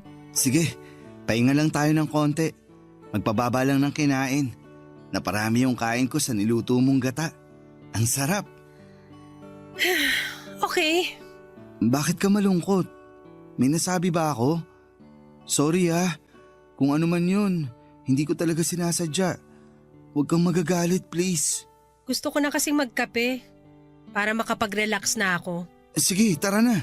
Okay na ako. Teka lang Harold, May ginawa ba ako mali? Ano yun? Basta hindi ko sinasadya. ano ba nangyayari sa'yo? May mali ba sa nangyayari sa akin? Sabihin mo lang, aayusin ko. Huwag kang magagalit please. Ayoko magalit ka. Hindi naman kasi ako galit. Nag-worry lang ako sa'yo. Huwag kang mag-worry para hindi ka na magalit. Ayos lang ako. Ayos lang talaga. Tara na, kape tayo. Mag-usap tayo. Galit ka ba? Bakit palagi mong sinasabi na galit ako? Gusto ko lang malaman para alam ko kung anong gagawin ko. Natatakot ka na ba talaga sa akin? Hindi Ayoko lang na nagagalit ka. Dahil ba to sa nangyari nung Noche Buena? Huwag na nating iwasang pag-usapan yon, Harold. Alam ko namang dumistansya ka na sa akin mula nung binugbog kita nung Noche Buena. Hindi naman ako manhid. Ayos na yun. Hayaan mo na. Last year pa yun. Pero hanggang ngayon bit-bit natin yon. Hindi tayo makakapag-move on hanggat hindi natin pinag-uusapang dalawa yon. Ang totoo, natatakot ako sa iyo, Leia. Araw-araw. Lagi akong kinakabahan sa tuwing nakikita kita kasi baka may mapansin kang mali sa akin tapos magagalit ka. Tapos mananakit ka. Hindi ko na kasi kaya yun. Nakakatakot. Hindi pinaranas to sa akin ng magulang ko. Pero bakit kailangan kong danasin yun sa'yo? Mahirap na bang patawarin yung mga maliliit na pagkakamali ko? Kasi sinusubukan ko naman.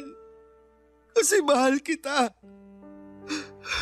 Pero minsan, ginagawa ko na lang lahat ng gusto mo kasi natatakot ako sa'yo. Di ba mali yun?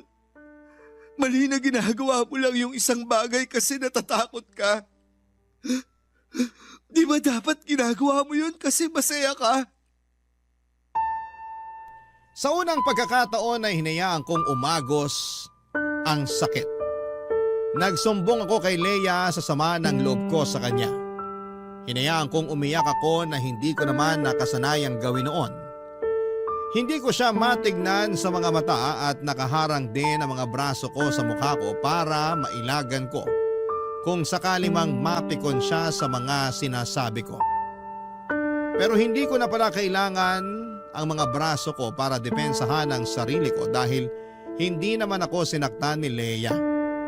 Pag-angat ko ng tingin sa kanya ay sinabayan niya ako ng iyak. Naramdaman ko ang awa niya para sa akin. Sinubukan niya akong yakapin pero umilag ang katawan ko dahil inaasahan marahil ng katawan ko na sasaktan niya ako. Sinusubukan lamang akong protektahan ang katawan ko. Doon na umiyak ng malakas si Leia. Sinaktan naman niya ang sarili niya. Sinampal niya ang mukha niya. Sinabunutan ang buhok niya at pinigilan ko siya at doon ay bigla siyang nanghina at niyakap ako.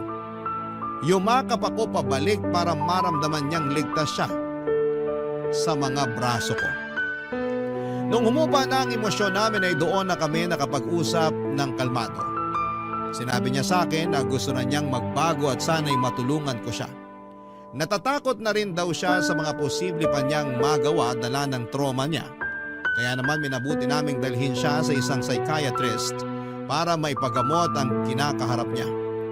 May anger issues si Leia at marami pang lumabas na ibang mga mental health issues niya. May mga nireseta na sa kanyang mga gamot na inumin at masipag naman niyang sinunod lahat ng sinabi ng doktor sa kanya.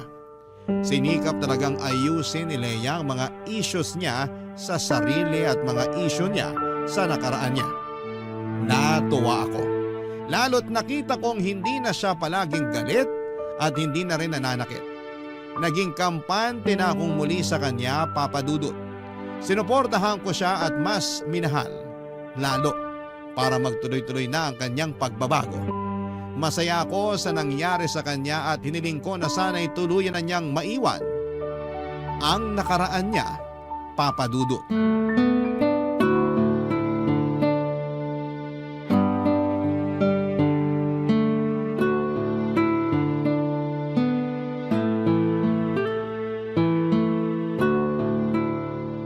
Napagod ako sa paglalakad natin kanina. Ginutom ako bigla. Ako rin. Feeling ko, kaya nating umubos ng 2 rice cooker. Laman ng rice cooker o mismong rice cooker ang kakainin natin? Isama mo na yung cord ng rice cooker. Kaya ko yun ngatain. Teka, magsasayang na ako. Umupo ka muna. Mamili ka na ng mapapanood natin. Okay lang ba sa'yo na initin ko na lang yung natirang ulam kagabi? Oo, ayos lang. Bago mapanis. Para di masayang. Pakigawa na rin ako ng sausawan ha. Toyo na may maraming kalamansi at dinurog na siling labuyo. Love you! Harold, sa weekend ba okay lang kung pumunta tayo ng Zambales? Gusto ko kasi magdagat. Nako, hindi ako pwede sa weekend. Pupunta kami ni nanay sa Quezon. Gusto raw niyang mamasyal dun sa mga pinsan niya. Ah, ganun ba? Hindi ba pwedeng sa ibang weekend na lang kayo pumunta ng Quezon ng nanay mo? Kasi last weekend kayo rin na magkasama na namasyal sa Pampanga. Baka naman pwedeng itong weekend ako naman ang kasama mo. Ako naman ang ipasyal mo. Negative. Nakahanda na si nanay na pumunta ng Quezon. Nakaimpake na nga rin. Excited na talaga siyang makipag-meet and greet sa mga pinsan niya. Ah, ganon? Bawi na lang ako sa'yo sa susunod ha. Promise, babawi ako. Huwag ka nang bumawi. Magsama na lang kayo ng nanay mo. Alam mo kung ano pa yung magandang bonding nyo?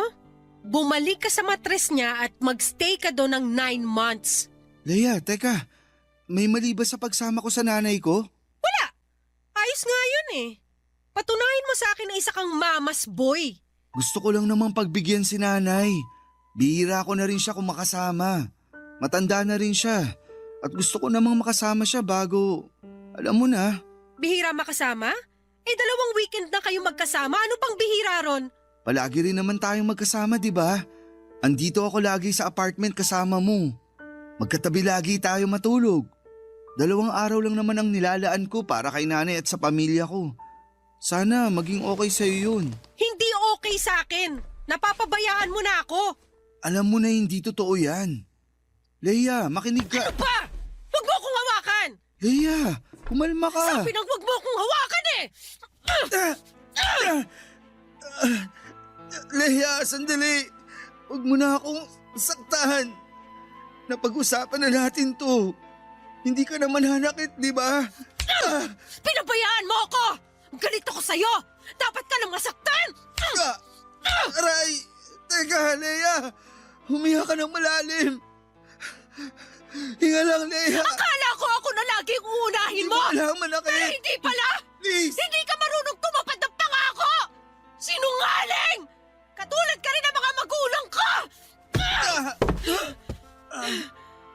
Nasasaktan na ako, Leia. Please naman. Huwag kang babangon dyan sa sahig kung ayaw mo makatikim palalo ng sakit! Saktan mo lang ako. Sige. Para mailabas mo na lahat ng galit mo. Talaga! Ano, kaya mo pa? Ha? Gusto mo palang nasasaktan ka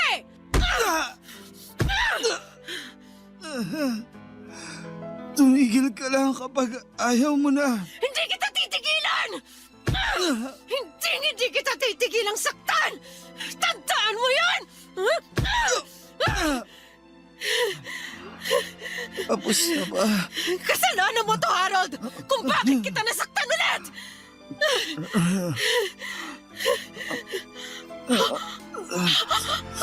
Sorry! I'm sorry! Hindi ko sinasadya! Teka, kukunin ko yung yema sa ref. Ha? Diyan ka lang sa sahig. Huwag kang babangon. Kakain ka ng yema. Sandali.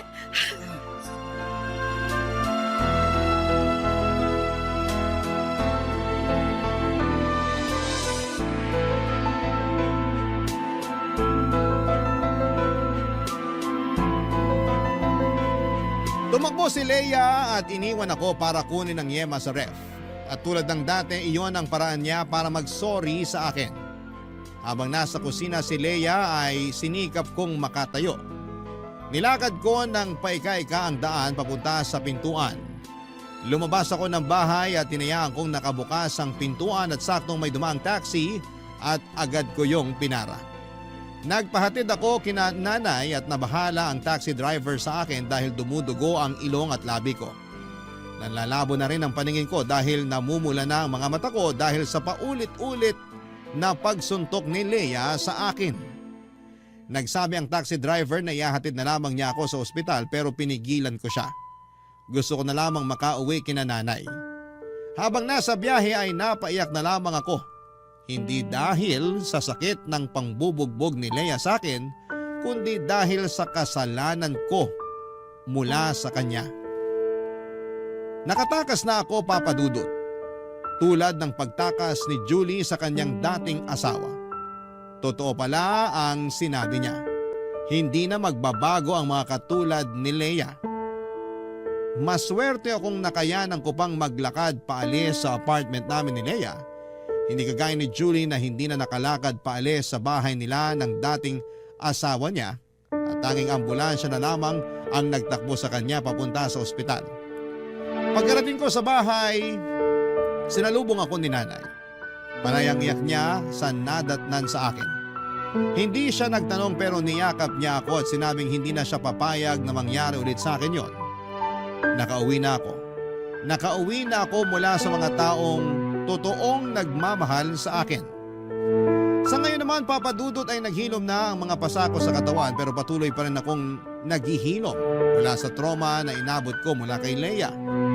Lagi po akong binabangungot sa tuwing napapanaginipan ko kung paano akong saktan ni Leia noon. Aaminin kong nakaapekto ng malala ang ginawa ni Leia sa akin, sa aking pag-iisip at hirap akong makabangon dahil doon hanggang ngayon. Hindi rin nakatulong na patuloy siyang lumalapit sa akin para humingi ng tsansa para magkabalikan kami. Lagi siyang may dalang yema para humingi ng sorry. Hindi ko yon tinanggap. Katulad ng hindi ko pagtanggap sa mga ginawa niya sa akin noon. Aaminin kong hindi ko pa siya napatawad pero aaminin kong may pagmamahal pa rin ako para sa kanya. Isang bagay lang ang alam kong kailangan kong tanggapin at aminin. Hindi na ako babalik sa kanya at hindi ko nahahayaang maulit pa ang dati. Hanggang dito na lamang po ang kwento tungkol sa bahaging ito ng buhay ko at sana ay nakapagbigay ako sa inyo ng aral kung sakali mang may mga kabarangay na parehas ko ang pinagdadaanan. Isang mahigpit na yakap sa inyong lahat na dumaan sa mapang-abusong relasyon. Hindi kayo nag-iisa. Huwag kayong matakot, mananalo rin tayo at makakawala. Maraming salamat muli sa lahat ng mga bumubuo ng Barangay Love Stories. Ang inyong kabarangay forever, Harold. Barangay Love Stories. Barangay Love Stories. Ako, gigil na gigil talaga ako sa nangyayari sa kwento natin. O ikaw, kabarangay, kumukulo rin ba dugo mo? Pwede kang mag-iwan ng comment sa ating comment section. Nagustuhan ng iyong napakinggan? Ituloy yan via live stream sa www.gmanetwork.com/radio. Barangay LS 97.1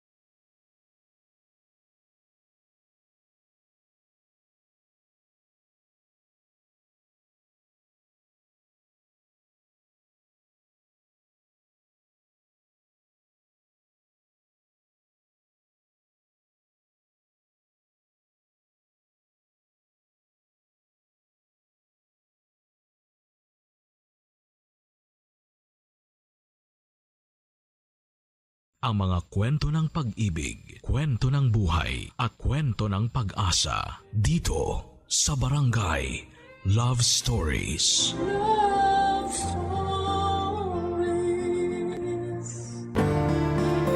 Hindi biro ang hirap kapag nagkahiwalay ang mga magulang.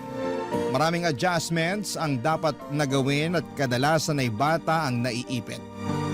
Ikaw, kabarangay, paano kaya sa tingin mo mapagtatagpo ang dalawang mundo ng dalawang magulang na nagkahiwalay? Pero kailangang magkalapit para sa anak na sa kanila ay parehong nakakapit. Dear Papa Dudut, ako nga pala si Joel, 35 years old at kakahiwalay lang sa naging girlfriend ko for almost 4 years. Siya pala si Cynthia. Kaedad ko lamang siya at meron kaming isang anak na 2 taong gulang pa lamang. Mahirap na desisyon ang makipaghiwalay sa nanay ng anak ko. Sino ba naman ang gustong mapunta sa isang broken family, hindi ba? Kaya lang ay hindi ko na matiis ang ugali ni Cynthia. Lagi niya akong pinaghihinalaan na may ginagawang hindi maganda. Palibasa noong time na naging kami ay malala pa ang trust issues niya dahil niloko siya ng dating boyfriend niya. Nagkaroon din sila ng anak pero nasa poder ng lalaki ang bata. Pinasa sa akin ni Cynthia lahat ng galit at tamang hinala niya sa kanyang ex-boyfriend. Noong una ay sinubukan ko namang tanggapin yon. Mahal ko eh. Kaya lang habang tumatagal ay nakakapagod din pala ang ganong klase ng sitwasyon. Nakadagdag din ang pagiging high maintenance niyang babae. Hindi siya nakontento sa kung ano lang ang kaya kong maibigay sa kanya. Alam naman niya na hindi ganong kalaki ang sahod ko. Galing kasi siya sa may kayang pamilya kaya hindi niya matanggap na maliit lamang ang naibibigay ko sa kanya. Yun madalas ang nagiging away din namin dahil nasasaktan ang pagkalalaki ko sa tuwing pinamumukha niya sa akin na hindi sapat ang naibibigay ko. Hanggang isang araw ay nakipaghiwalay na ako sa kanya, Papa Dudut. Biglaan lang ang lahat dahil napundi na ako sa pagbubunganga niya sa mga pagkukulang at mali ko. At dahil nga sa pakikipaghiwalay ko ay nagtanim siya ng galit sa akin at nakaapekto yon sa anak namin, Papa Dudut.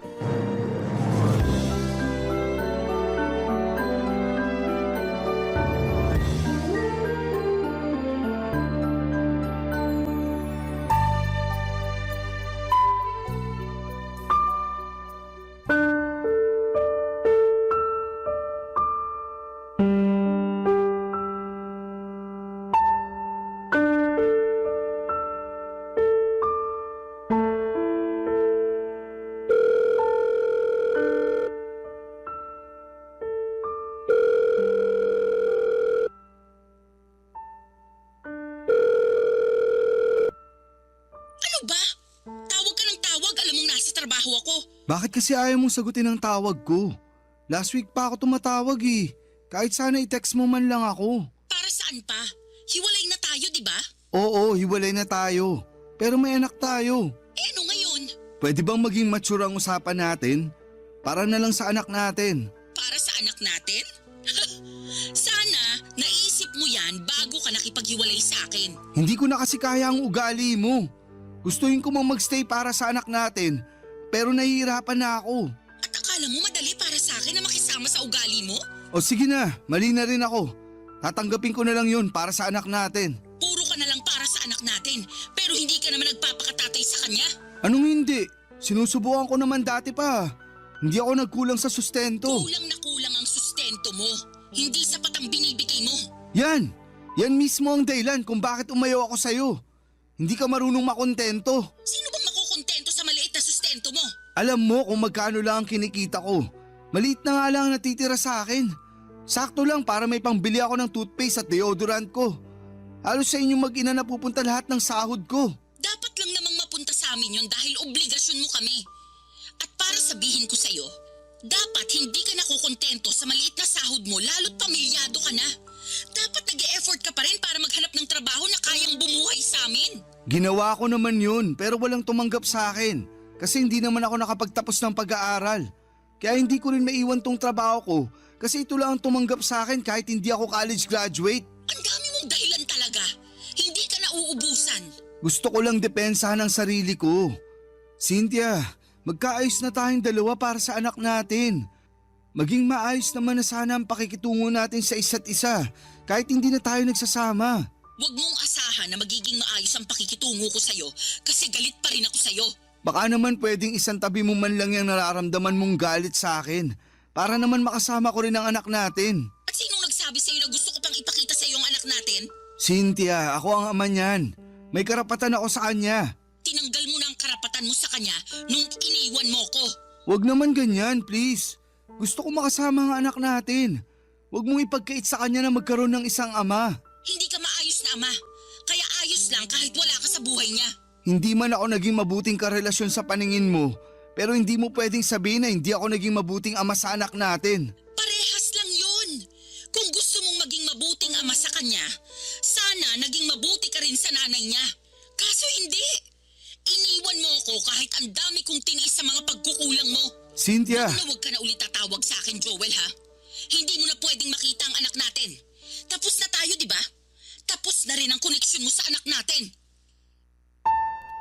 Mangiyak-ngiyak ako sa katigasan ng loob ni Cynthia mula noong nagkahiwalay kaming dalawa, Papa Dudut. Pinagdamot na niyang makita ko ang anak namin. Nakiusap ako ng ilang beses para lamang ipasilip man lamang niya sa akin ang bata kahit nga video ko lamang sana pero ayaw niya. Nangutang ako ng malaking halaga para ibigay yon kay Cynthia pero tinanggihan niyang tanggapin yon. Hindi pa rin daw yon sapat. Ayaw niya talaga akong patawarin. Alam kong pinipersonal na lamang niya ako dahil sa pakikipaghiwalay ko sa kanya.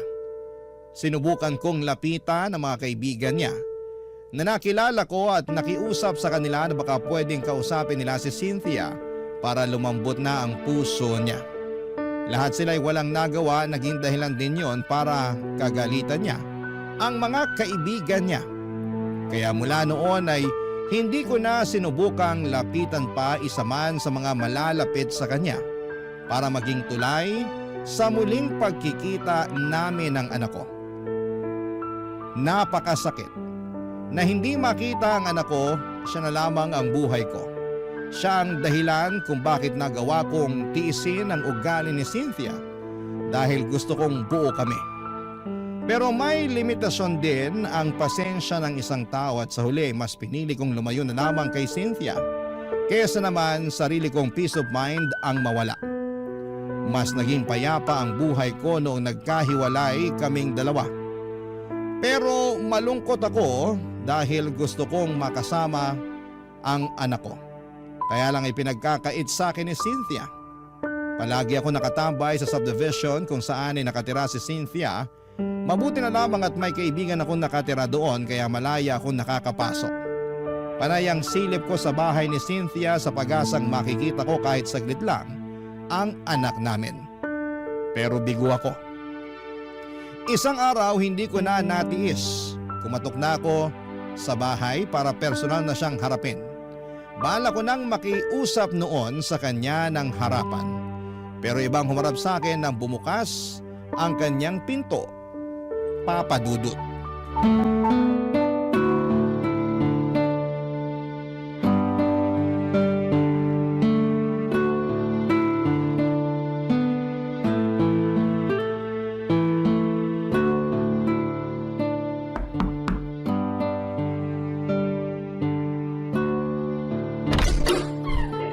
Sino po kayo? Sino ka? Hala? Ako po kaya unang nagtanong. Joel. Joel ang pangalan ko. Andyan ba si Cynthia? Naku, umalis po kaninang umaga. Ganun ba? Mga anong oras kaya siya makakabalik? Baka po hapon na yon kasi dadaan daw muna siya sa bahay ng parents niya bago po siya bumalik dito. Ah, sino ka nga pala? Ay, pasensya na, hindi po agad ako nakapagpakilala.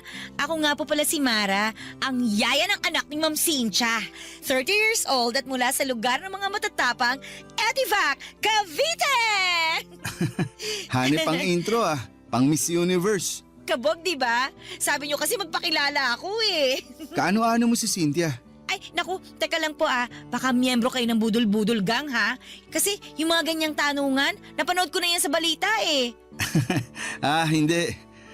Ay, ex-boyfriend ako ni Cynthia. Kayo po yung lagi niyang sinasabi na kampo ng demonyo. Naalala ko na. Kayo yung tatay ng anak niya. Ang sakit naman ng kampo ng demonyo. Pero sige, tatanggapin ko. Ganun ang tingin niya sa akin eh. Ang tindi nga po ng galit niya sa inyo. Ang dami niyang kwento tungkol sa inyo. Hula ko, wala siyang magandang nasabi tungkol sa akin no. Ang galing niyo naman pong manghula. Iniwalayan ko kasi siya, kaya sobrang bitter niya sa akin. Naiintindihan ko naman siya, kaya lang Kaya lang ano po? naiipit kasi yung anak namin. Doon ako nahihirapan. Ay, hindi po ba niya pinapakita sa inyong anak niyo? Mula nung nagkaiwalay kami, hindi na niya pinakita sa akin. Kahit makausapan lang po sa phone? Kahit yan, hindi pwede. Pinapahupa ko na muna ang galit niya sa akin. Pinagdarasal ko na lang na makamove on na siya agad para hindi na niya ipagkait sa akin yung anak namin. Mukhang matagal-tagal pa bago siya makamove on sa inyo, sir. Halos bumuga na nga ng apoy sa tuwing naaalala niya kayo eh. Mapagtanim din kasi ng galit yun. Hayaan mo na lang. Baka naman kasi minahal rin niya kayo ng sobra. Kaya nasaktan. Tapos naging bitter na dragon. Kaya nga eh. Minsan, pinagsisisihan ko rin na iniwan ko siya. Kasi bahal niyo pa ako ano. Ay! Naiisip kong balikan siya para makita ko na yung anak namin. Sobrang desperado na ako, Mara. Gusto ko talagang makita kahit ilang minuto lang yung anak namin. Ay, paano kaya to? May naisip kasi ako pero baka mapag-initan ako ni Ma'am Cynthia kapag nalaman niya eh. Ano ba yun? Matutulungan mo ba ako para makasama ko ang anak ko? Hindi ko po may papangako pero susubukan ko po na maipakita sa inyo yung anak nyo kapag wala po si Ma'am Cynthia dito. Kukunin ko na lang po yung number nyo, sir. Gusto mo lang ata akong makatextmate eh. Hala si sir! May boyfriend po ako sa Cavite ha? Huwag kayong ganyan, loyal ako dun. Binibiro lang kita kasi masyado nang mabigat yung usapan natin eh. Sige, ito ang number ko. Pero palitan mo na lang ang pangalan ko ha para hindi makita ni Cynthia na nag-uusap tayo. Ay teka, sisave ko na po. Patingin nga po ulit. Ayan. Nasave ko na po yung number nyo. Ite-text ko po kayo mamaya ha. Salamat Mara ha. Salamat. Sana matulungan mo akong makita ang anak ko. Hindi ko maitago ang saya ko nang makaharap ko si Mara. Nabuhayan ako ng pag-asa na muli kong makakapiling ang anak ko sa tulong ng kanyang yaya, Papa Dudut. Kinagabihan ay nag-text si Mara sa akin. Nakauwi na raw ang mag-ina ko. Kinuha niya ang Facebook account ko para isend ang pictures ng anak namin ni Cynthia. Palihim niyang ginawa yon habang nasa banyo ang ex ko. Yun ang unang beses na nasilayan ko ang mukha ng anak ko matapos siyang itago sa akin ng nanay niya. Kahit kasi sa Facebook ay hindi nagpo-post si Cynthia ng pictures ng anak namin. Kahit mga kamag-anak niya ay wala ring post tungkol sa kanilang mag-ina. Kaya hindi ko maitago ang sobrang gala ko nang sa wakas. Nakita kong muli ang anak ko kahit sa picture man lang. Sinabi sa akin ni Mara ang schedule ni Cynthia. Pinapadaan niya ako sa Webes dahil buong araw daw na wala si Cynthia dahil pupunta siya ng Pampanga para sa trabaho niya. May conference daw sila roon at gabi na siyang makababalik ng Maynila. Agad ako nag-leave ng trabaho para makasama ko ang anak namin. Pinaghandaan ko yon, bumili ako ng mga pagkain para sa kanya pero pinagbawalan ako ni Mara na bumili ng laruan para hindi makahalata si Cynthia. Sinabi rin niya na sapat na ang pagkain lang ang dalhin ko. Yung mauubos lang sana sa araw ng pagdalaw ko. Tinulungan ako ni Mara para makapagtago ng maayos kay Cynthia. Dahil oras na malaman ni Cynthia na nakakasama ko ang anak ko, ay baka mas lalo lamang siyang gumawa ng paraan para ilayo siya sa akin. Hindi ko yon makakayanan, Papa Dudut. Kaya buong ingat kami ni Mara sa mga pagpunta ko roon para kahit kaunti ay hindi maghinala si Cynthia sa ginagawa naming lihim na pagkikita, Papa Dudut. Barangay Love Stories. Barangay Love Stories. Papa Dudu, tubong Cavite nga si Mara. Sa mga sumunod na araw na pagdalaw ko ay marami na akong nalaman sa kanya. Meron na pala siyang anak na 6 years old mula sa kanyang ex-boyfriend. Nasa Cavite ang bata at nadadalaw niya kapag day off niya tuwing Sabado hanggang Linggo ng tanghali. May boyfriend din siya na kasama na niya sa bahay nila sa Cavite. Yun daw ang nag-aalaga ng anak niya. Mabait daw ang boyfriend niya at wala siyang masabing hindi maganda roon dahil siyang tumayo bilang ama ng anak niya. Nakita ko naman kung gaano niya pinagmamalaki ang boyfriend niya. Isang bagay na hindi nagawa sa akin ni Cynthia noong kaming dalawa pa lamang. Kinakahiya kasi niya ako noon dahil nga mas malaki ang kinikita niya at galing pa siya sa mayamang pamilya. Natatandaan ko pa, noong mga unang buwan na magkarelasyon kami ni Cynthia ay gusto niya sa dating kondo niya lamang kami magkasama. Ayaw din niyang mag-post kami ng picture na magkasama. Nasasaktan ako noon. Pero prangka naman niyang inamin sa akin na hindi ako gusto ng pamilya niya dahil may kaya nga sila sa buhay. Pero kahit na ganoon ay pinaparamdam naman sa akin ni Cynthia na minamahal niya ako. Pero atras abante lang din talaga siya sa relasyon namin. Dahil bukod sa sulsol ng kanyang pamilya ay dumagdag pa ang trust issues niya sa akin kahit na wala naman akong ginagawang kalokohan. Kahit na hindi naging maayos ang trato niya sa akin ay never ko siyang niloko. Yun naman ang may pagmamalaki ko sa kanya hanggang dulo. Kaya lang ay hindi naman niya yon pinakinggan dahil para sa kanya. Pare-parehas ng lahat ng mga kalalakihan.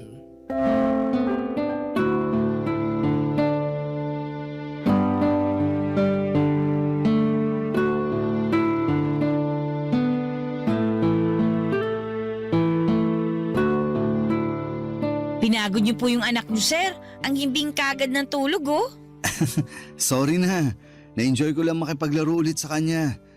Alam mo namang ang tagal ko nang hindi nakasama ang anak ko. Gets kita, sir. Ganyan din ako sa anak ko tuwing umuwi ng Cavite kapag day off ko. Parang ayoko nga patulugin para hindi matapos yung bonding naming dalawa eh. Ang sarap maging magulang, no? Mahirap pero masarap. Sinabi niyo pa, sir. Wag mo na nga akong tawaging sir.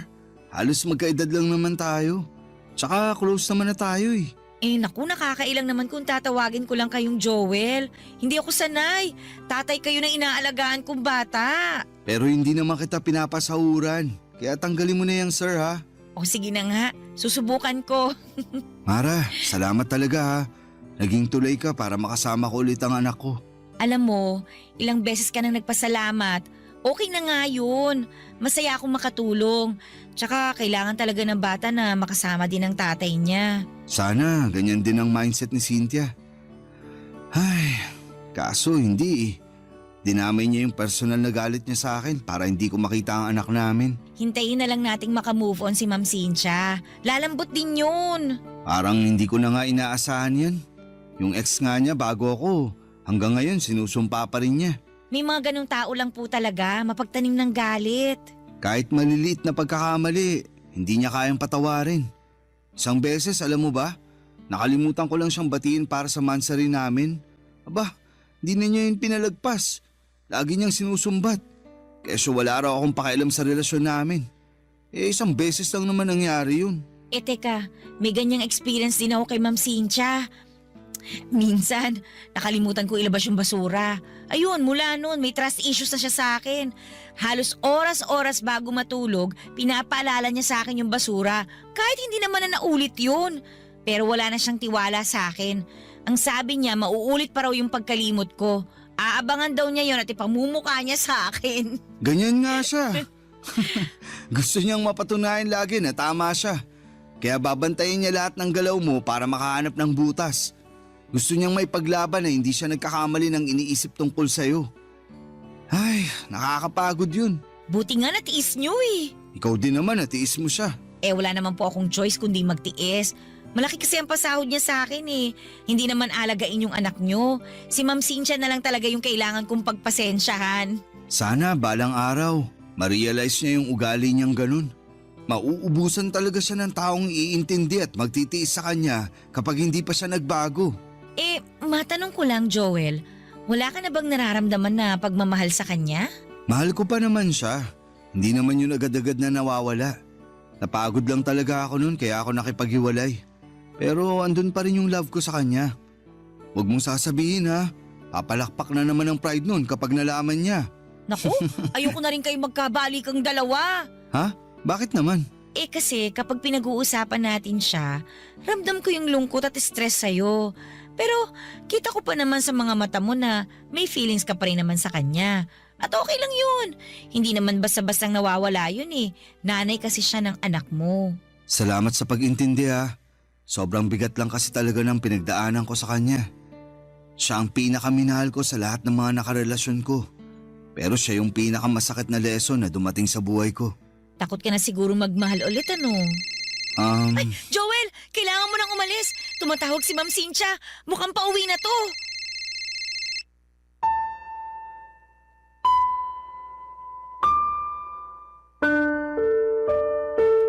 Nagpanik kaming dalawa ni Mara dahil nabaga ang pag-uwi ni Cynthia. Pinagdadampot ko na lamang lahat ng kalat at pagkain na pinagsaluhan namin ni Mara at ng anak ko bago ako lumabas. Nagmadali akong pumunta sa bahay ng kaibigan ko sa subdivision na yon. Doon muna ako magpapalipas bago ako mag-book ng masasakyan. Kailangan munang makauwi ni Cynthia bago ako lumabas ng subdivision para hindi kami magkasalubong na dalawa. Ganon na kasi ang sistema namin. Napakiusapan ko naman ang kaibigan ko. Naintindihan niya ang sitwasyon ko, lalo't saksi siya sa naging relasyon namin ni Cynthia. Tinitext na lamang ako ni Mara kung nakarating na ba si Cynthia sa bahay niya at saka na ako aalis ng subdivision. Ilang buwan na rin na naging ganon ang kalakaran namin. And so far ay hindi naman kami nahuli. Madalas kaming nagkakausap ni Mara para humingi ng update sa anak ko. Ang sabi nga ni Mara, halos hindi rin maharap na asikasuhin ni Cynthia ang anak namin dahil subsob ito sa pagtatrabaho kaya madalas silang dalawa ni Mara ang magkasama. Laging nagkukulong si Mara at ang anak ko sa kwarto niya at doon nagvi-video call kami ng palihim. Habang naglalaro ang anak ko, naka-on lang ang video para makita ko siya. Mabuti na lamang at tahimik ang anak ko kapag nakaka-video call ko siya. Araw-araw ay gano'n ang mga nangyayari. Siguro isang pasasalamat din na naging busy si Cynthia sa trabaho niya para kahit sa video call man lang ay makita ko ang anak ko. At syempre, hindi siya makakahalata sa sitwasyon namin. Isang Sabado, nag-message si Mara sa akin. Hindi raw siya nakauwi ng Cavite dahil may bigla ang meeting si Cynthia. Kaya pinapunta niya ako doon. Sakto namang day off ko kaya may oras ako para pumunta doon. Bumili ako ng pagkain para sa anak ko at rosas naman para kay Mara bilang thank you ko sa kanya sa mga ginagawa niya para sa aming mag-ama Papa Dudut.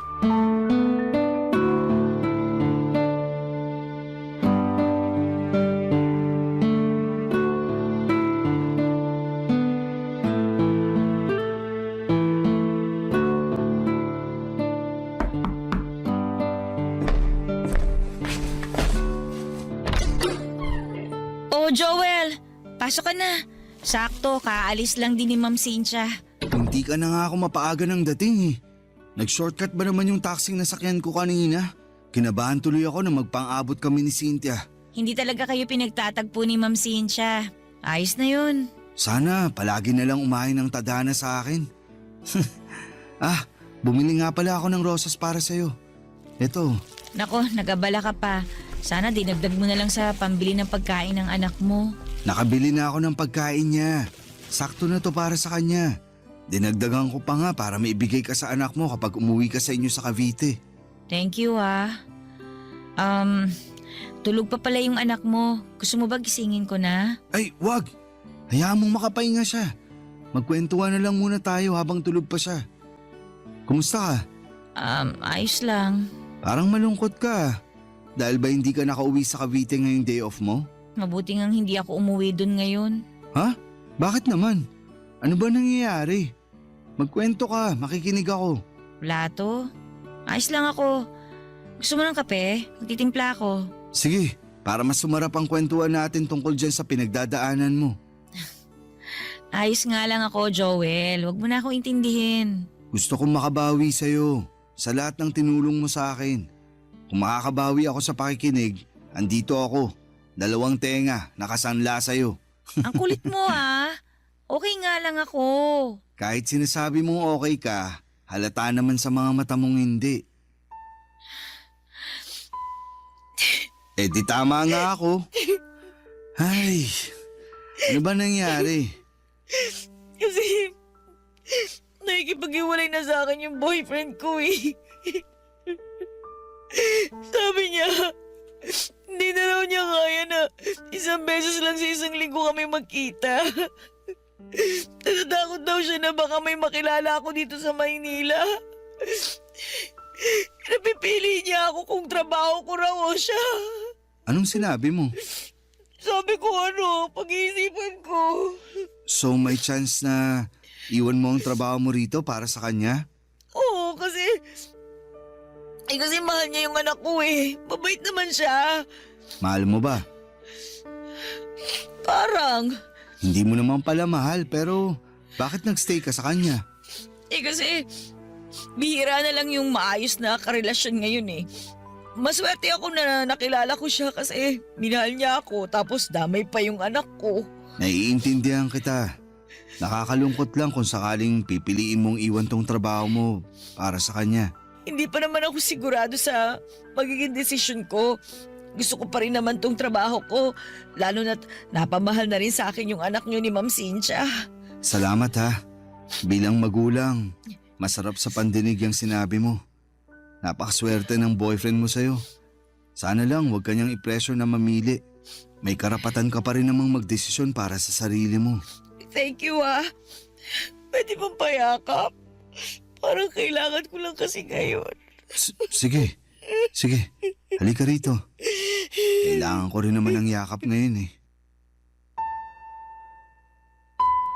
Papa Dudut, nagkayakapan kami ni Mara. Inakala kong sandali lang yon para medyo gumaan ang pakiramdam niya. Pero hindi siya kaagad bumitaw. Nakayakap siya ng mahigpit sa akin at kasabay noon ay nadinig ko ang pag-iyak niya. Halatang naguguluhan at nahihirapan siya sa problemang kinakaharap niya. Aaminin ko na pagyakap niyang yon ay may naramdaman akong kakaiba. Nakaramdam ako ng init sa katawan ko.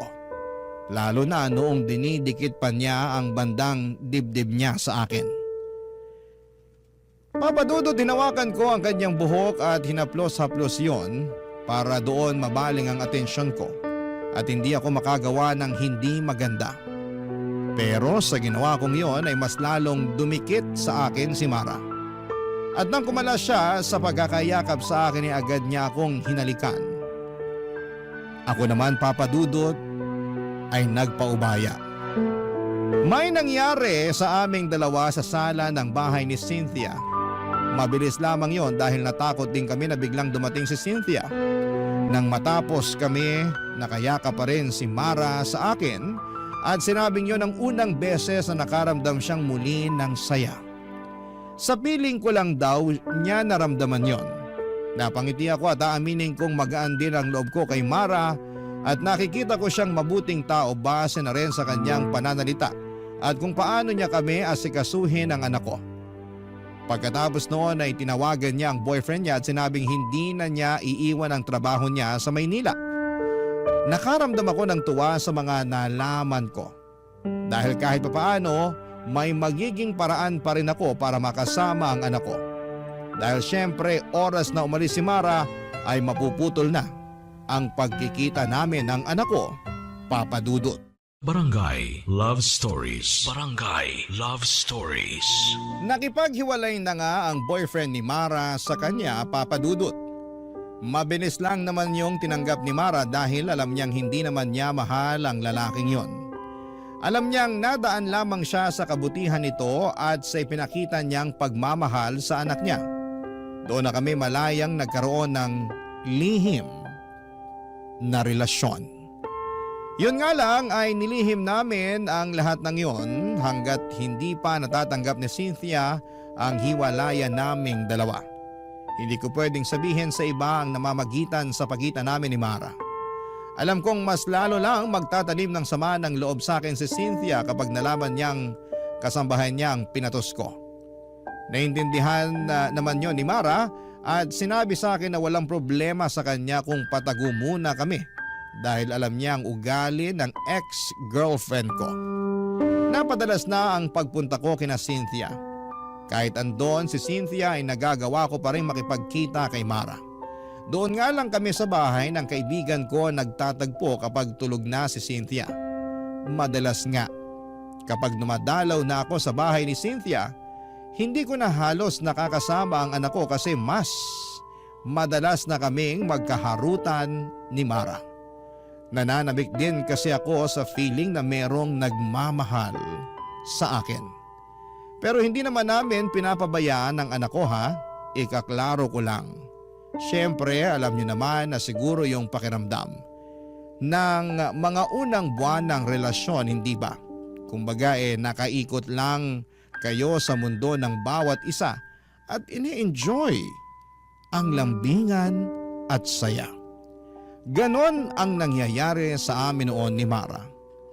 Nagkakaroon kami ng sariling mundo kung saan kaming dalawa lamang ang pwedeng makapunta at makakita.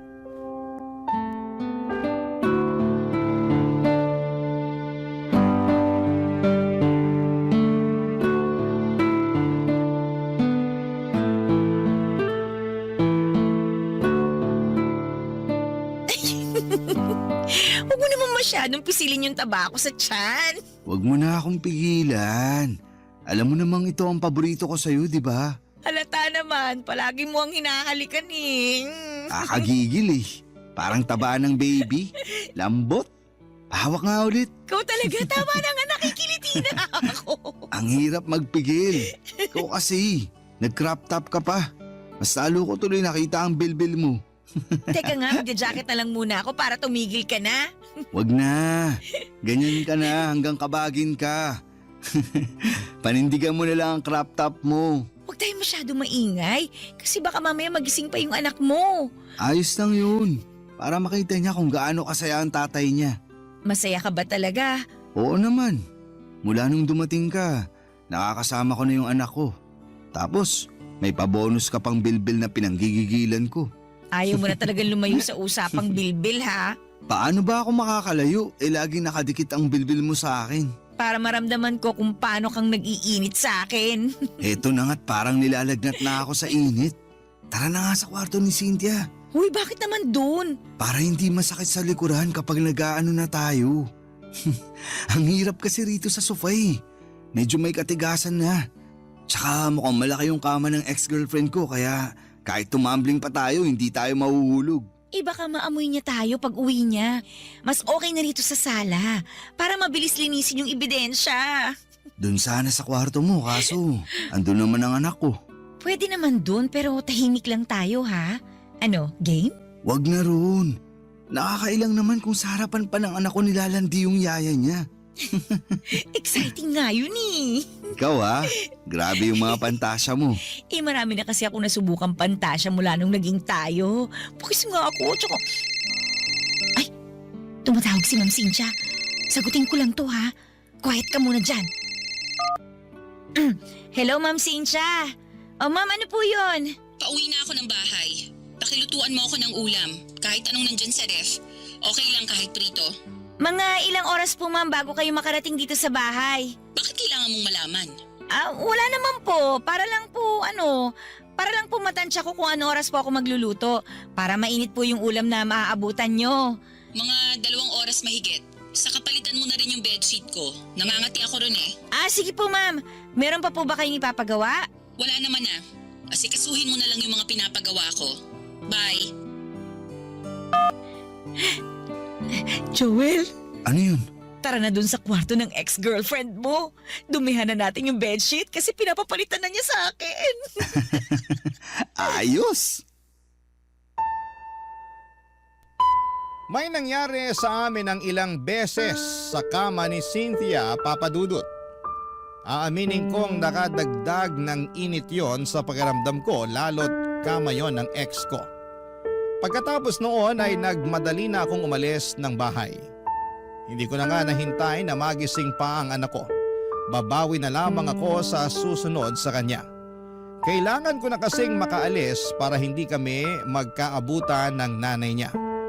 Mabuti na lamang at maagang dumating ang nabukong sasakyan kaya nakaalis din ako kaagad bago mag-update si Cynthia na pauwi na raw ito. At nang makauwi ako ng bahay, tinadtad ni Mara ng mga selfie niya ang messenger ko. Napangiti ako at nakaramdam muli ng init. Sinabi ko sa kanya na mag-usap na lamang kami ulit kapag matutulog na si Cynthia. At makalipas nga ang ilang oras bago sumabit ang alas 11 ng gabi ay nag-message na si Mara. Gising noon ang anak ko at magkasama silang dalawa habang magka-video call kami. Para silang mag-ina at para kaming pamilya ng mga oras na yon. Nakapag-usap siguro kami ng mahigit 1 oras bago ko tinapos ang tawag. Para makapagpahinga na rin ang anak ko dahil alanganin na ang oras. Nag-chat na lamang ako kay Mara na sabihan niya ako kung kailan ulit ako makakadalaw. Mabilis naman siyang nag-reply at sinabing pwede na raw kagad kinabukasan. May out of town meeting daw si Cynthia at madaling araw na ito makakauwi. Natuwa ako noon dahil mas mahaba ang oras na makakasama ko na si Mara at ang anak ko. Kaya naman natulog na ako kaagad para maaga akong makabili ng mga pagkain nilang dalawa sa pagdalaw ko, Papa Dudut.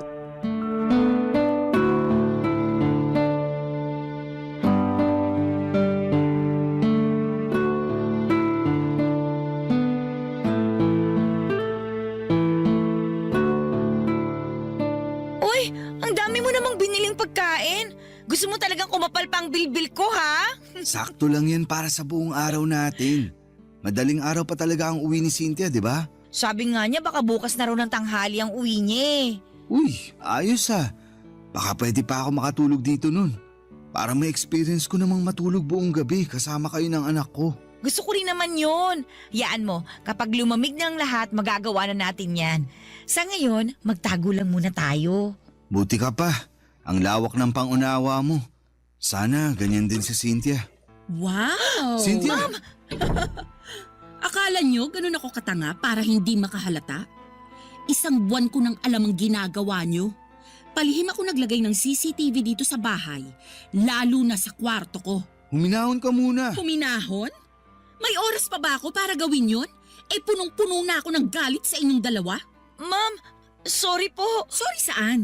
Sa pagpapapasok ng ahas dito sa bahay ko? Ay teka, ikaw pala ang ahas na pinapasok ko rito. Huwag mo siyang pagsalitaan ng ganyan. Ako ang may kasalanan. Ako ang namilit na ipakita niya sa akin ang anak natin. Anak lang ba natin ang gusto mong makita, Joel? Base sa mga CCTV footage na nakita ko, parang masabik kang mayakap at mahiga sa kama yung yaya ng anak mo. Grabe rin! Ginawa niyo pa sa kama ko ang kababuyan niyo. Sorry, pero ikaw naman kasi. Ako na naman ang mali, Joel. Nakikita mo ba kung anong ginawa mo? Mas lalo mong sinira ang tiwala ko sa'yo. Kung sa una pa lang sana hindi mo na ipinagdamot ang anak ko sa akin, edi hindi sana tayo aabot sa ganito. Pinapatikim ko lang sa'yo ang epekto ng pag-iwan mo sa akin. Sinabi ko naman sa'yo na huwag mong idamay ang anak natin sa problema natin pero… Sa ayaw at gusto mo, madadamay talaga ang anak natin. Lalo na ngayon, ang bababoy nyo. Habang nasa kabilang kwarto ang anak natin, nagawa mo pa talagang patungan ng yaya niya, Joel? Anong klaseng pag-iisip ang meron ka? Bakit init ng katawan ang pinapairal mo? Kasalanan ko po, Ma'am Cynthia. Huwag niyo pong sisihin si Sir Joel. At ngayon, Sir Joel ang tawag mo sa kanya? Patapos kang maghubad sa harapan niya? Iba ka rin, ha? Nagmamahalan lang po kaming dalawa. Walang masama sa ginagawa namin. Nagmamahalan? Walang masama? Sigurado ka? Habang wala ako sa bahay na to, pinagkatiwalaan kita, Mara. Ang bilin ko sa'yo, wag na wag kang magpapapasok ng ibang tao. Pero sinunod mo ba yon? Hindi. Sabihin mo ngayon sa akin kung walang masama sa ginawa mong yon. Hindi mo na nirespeto ang bahay ko. At hindi mo rin ako nirespeto. Sorry po, ma'am. Hanggang sorry ka lang talaga, no? Tama na, Cynthia. Pag-usapan na lang natin to. Sige, pag-usapan natin to. Kasi ang dami ko nang naipon sa puso kong galit sa'yo eh. Baka sakaling gumaan kapag sinumbat ko na sa'yo lahat. Kapal ng mukha mo, Joel. Ang dami mong pagkukulang sa akin noon. Pero pinilit kong tanggapin ka. Kasi naniniwala ako na ikaw yung makakabuti para sa akin. Lalo na nung nabuntis mo ko. Pero anong ginawa mo? Nung time na gulong-gulo ko sa mga nararamdaman ko, iniwan mo ko. Pinabayaan mo ko. Hindi mo alam kung gaano kasakit sa akin na isipin yung future na hindi ka namin kasama ng anak mo. Hindi mo alam kung gaano kasakit sa akin na isipin na nagmamahal ka na ulit ng iba tapos makakalimutan mo na kaming mag-ina. Hindi naman mangyayari yun. Nagkaiwalay tayo pero hindi naman ibig sabihin ipababayaan ko na kayo. Mag-ina ko pa rin kayo at parte na kayo ng buhay ko. Mahal kita, Cynthia. Kahit ano pang nangyari sa atin, hindi na yun magbabago. Kung mahal mo ko, piliin mo ko ngayon. Anong ibig mo sabihin? Kung gusto mo pang makita pa ang anak mo, ako ang pipiliin mo. Cynthia. Kami ng anak mo o ang katulong ko? Mamili ka. Hindi ako makagalaw sa sinabi ni Cynthia, Papa Dudut. Hindi ko nga rin matignan si Mara dahil alam kong nasasaktan siya sa narinig niyang sinabi ng ex ko. Kahit ako ay naguluhan, lalo na noong pinangtakot na ni Cynthia sa akin ang anak namin. Sinabi niyang lilipat na raw sila ng lugar at hindi ko na sila kailanman makikita. Ang bigat ng loob ko habang iniisip ang posibilidad na mangyari yon. Nang hindi pa ako sumagot ay sinabi niyang pwede kaming magkabalikang dalawa, total ay mahal ko pa naman daw siya. Ayusin na lang daw namin at susubukan niyang baguhin kung ano man ang mga naging pagkakamali niya. Hindi pa rin ako nakapagsalita noon. Parehas kami ni Mara. Nang wala siyang makuhang sagot sa akin ay pinalis niya ako ng bahay. Pero bago niya ako paalisin, binigyan niya ako ng palugit na 1 buwan para pag-isipan kung sino ang pipiliin ko sa kanila ni Mara. Tahimik pa rin si Mara at kabado dahil anak ko na ang pinangsasangga ng nanay niya. Pinalis na rin ni Cynthia si Mara at umuwi muna si Mara sa Cavite at sinabi niyang hihintay na lamang niya kung anuman ang magiging desisyon ko. Sobrang hirap ng pinasok kong gulo. Sana ay matulungan niyo po ako. Oo, at may nararamdaman na ako para kay Mara. Nakikita ko siya bilang mabuting tao at mabuting karelasyon. Pero aaminin kong mas mahal ko pa rin si Cynthia. Pero ang hirap na makasama pa siya. Pero paano ang anak namin kung sakaling hindi ko siya piliin na balikan? Higit sa lahat ay anak ko na ang pinakagusto kong makasama. Pero tulad ko ay ipit din siya sa sitwasyon. Sana po ay matulungan niyo po ako. Ako ang inyong kabarangay forever, Joel. Barangay Love Stories. Barangay Love Stories. Nalilito pa rin sa life ang ating kabarangay. Ano kaya ang maipapayo mo sa kanya? Ibahagi mo yan sa ating comment section para mabasa rin niya. Nagustuhan ng iyong napakinggan? Ituloy yan via live stream sa www.gmanetwork.com/radio.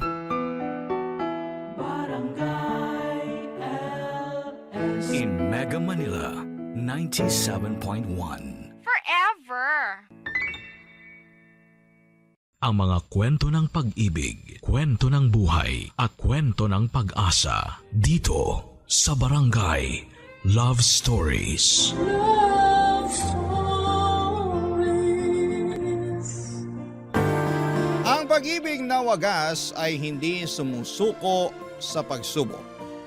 Hindi ito nakabase sa yaman o karangyaan, kundi sa tunay na damdaming handang magsakripisyo kahit anong unos pa ang dumaan. Ikaw, kabarangay, sa panahon ng hirap at ginhawa, kaya mo rin bang ipaglaban ang ganitong klase ng pag-ibig?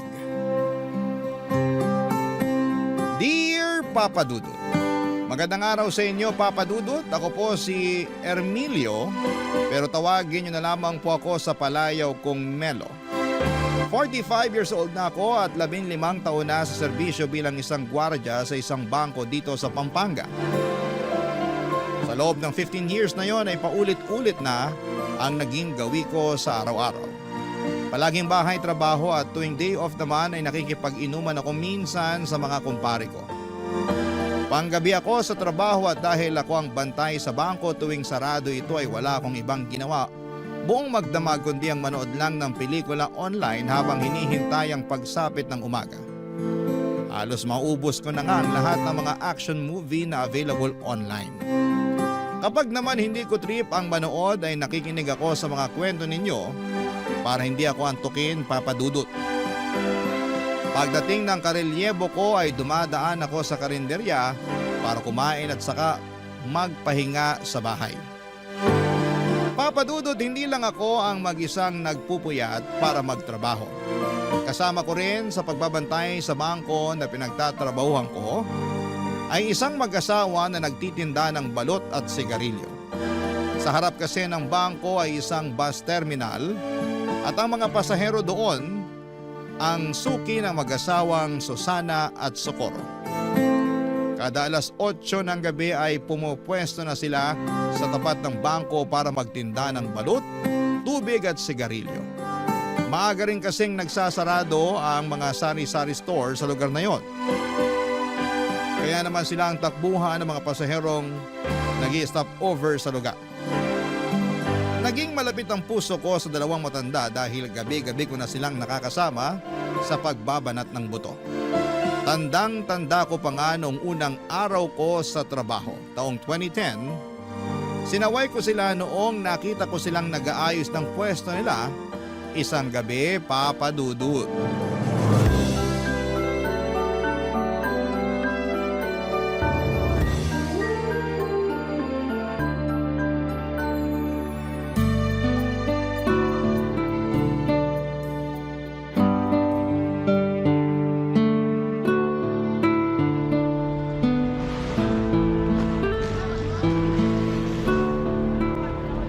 Itali mo ng maayos yung payong para hindi liparin.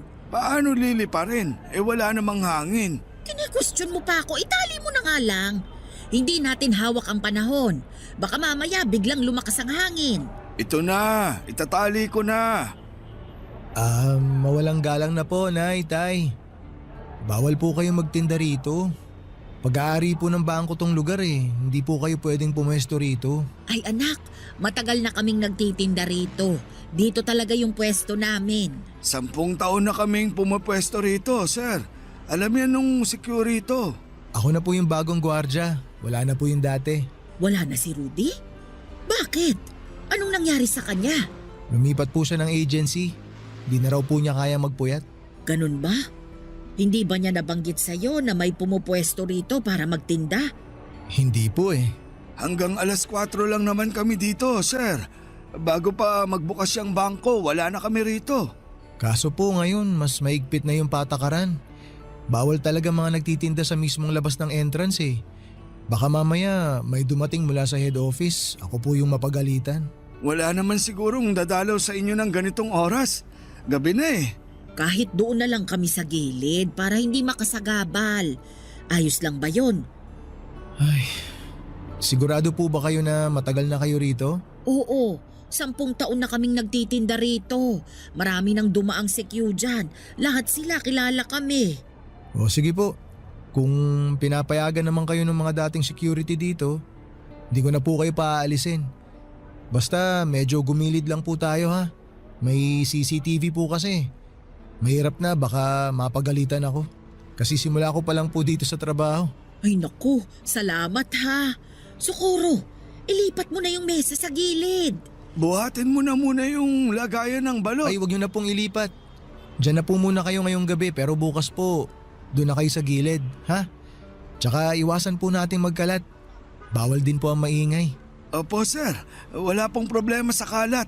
Nagwawalis kami bago kami umuwi. Wala ring maingay dito. Sige po. Salamat. Ano nga palang pangalan mo, anak? Ermelio po. Pero Melo na lang po ang itawag niyo sa akin. Salamat, Melo. Wala pong anuman. Kayo po, ano pong mga pangalan niyo? Ako si Susana. Ito naman ang asawa kong si Socorro. Taga rito lang din po ba kayo? Oo, malapit lang kami rito. Diyan lang kami sa may bukana, yung papasok dyan. Ganun po ba? Ilang taon na po kayo? 60 na ako. Ako naman +5. Bale 65 po.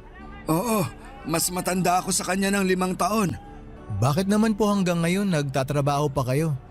Hindi po ba dapat nagpapahinga na lang kayo sa bahay niyo? Nako, kung hindi kami magtitinda, saan kami pupulot ng pangkain? Kailangan naming kumita para may pambili kami ng ulam. Wala po ba kayong anak? Meron, marami. 5 silang lahat. Nasaan po sila? Bakit hindi po sila magbanat ng buto? May kanya-kanya na silang pamilya eh. Kami na lang nitong asawa ko yung magkasama sa bahay. Ganun po ba? Di wala na kayong kasama sa bahay niyan. Wala na.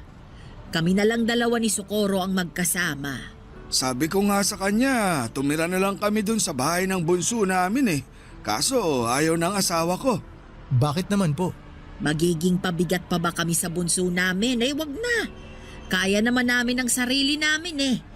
Nasa 60 na kami pero malakas pa naman kami. Mabuti naman po kung ganun pero dapat sa edad nyo pong yan. Yung natitirang lakas nyo, ini-enjoy nyo na lang po eh. Parang yung nanay ko po, hindi ko na siya pinagtatrabaho ngayon. Maswerte yung nanay mo, sir. Kasi may mabait siyang anak. Kami. Naku, itong si Socorro. Sisiraan pa ang mga anak namin. Wala tayong magagawa kung maging mga anak natin naghihirap. Pero kahit na, ilang taon natin silang inalagaan tapos iiwan lang nila tayong… Ay nako, katulad ng sinabi ko, wala na tayong magagawa pa. Desisyon nila yon. Relax lang po kayo. Huwag po kayo mag-aaway. Ganito talaga kami magsagutan pero hindi kami nag-aaway. Sige po, maiwan ko na po kayo dyan para hindi ko na po kayo maabala. Kung may kailangan po kayo, doon lang po ako nakapwesto. Doon po banda sa sulok. Salamat anak. Salamat sir. Huwag niyo na po akong tawaging sir. Melo na lang po. Maliit na matanda si Nanay Susana, maikli ang buhok nito na medyo nakukuba na. Tuwing nakikita ko siya ay parang lagi siyang galit pero kapag kinausap mo na siya ay sobrang palatawa siya at madaldal. Ang asawa naman itong si Tatay Socorro ay payat at maliit din katulad ni Nanay pero malakas pa rin siya. Lalo na sa mga pagbubuhat ng mga inilalako nila. Mas mahihain si Tatay Socorro kesa kay Nanay Susana pero mas naging close ko si Tatay dahil pareho kaming mahilig manood ng action movies. Naawa ko sa sitwasyon ng mag-asawa. Kaya naman hinayaan ko na lamang silang pumwesto sa harapan ng bangko. Total ay gabi naman na at sarado na ito. Nung una ay taga-masid lamang ako sa dalawa, si Tatay Socorro ang unang nagbabantay sa pwesto nila. Mula alas 8 ng gabi hanggang alas 12 ng madaling araw ay nakaupo siya sa lumang plastic chair at binabantayan ang tinda nilang balut, tubig at sigarilyo. Samantala ay natutulog naman sa likuran nito si Nanay Susana. Nakapwesto siya sa bisikletang may sidecar na siyang gamit-gamit nila sa pagbibitbit ng kanilang lamesa at malaking payong para hindi sila mahamugan. Pagsabit naman ng hating gabi ay papalitan ni Nanay Susana si Tatay Socorro sa pagbabantay para makapagpahinga ang asawa niya. Siya ang nagbabantay hanggang sa alas 4 ng umaga. Siya na rin ang nagwawalis ng mga kalat at nagliligpit ng mga gamit nila. Sa kanya gigisingin ang asawa niya para makauwi na sila at makapagpahinga. Hindi nagtagal ay naging malapit din ako sa mag-asawa sa mga sumunod na buwan na pagsama-sama namin sa iisang lugar. Tuwing inaantok ako ay nakikipagkwentuhan ako sa kanila at doon ko nalaman ang love story nila Papa Dudut.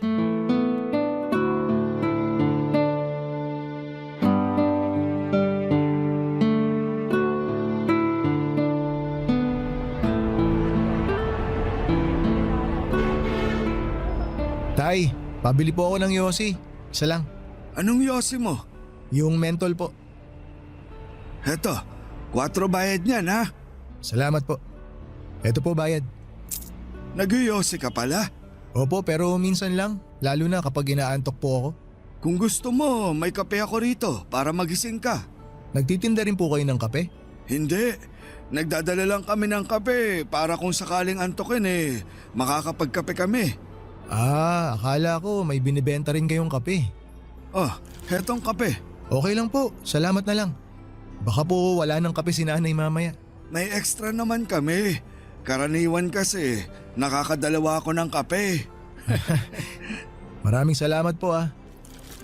Timplahin ko na po itong isa. May maliit na thermos dyan sa may bike. Hanapin mo na lang.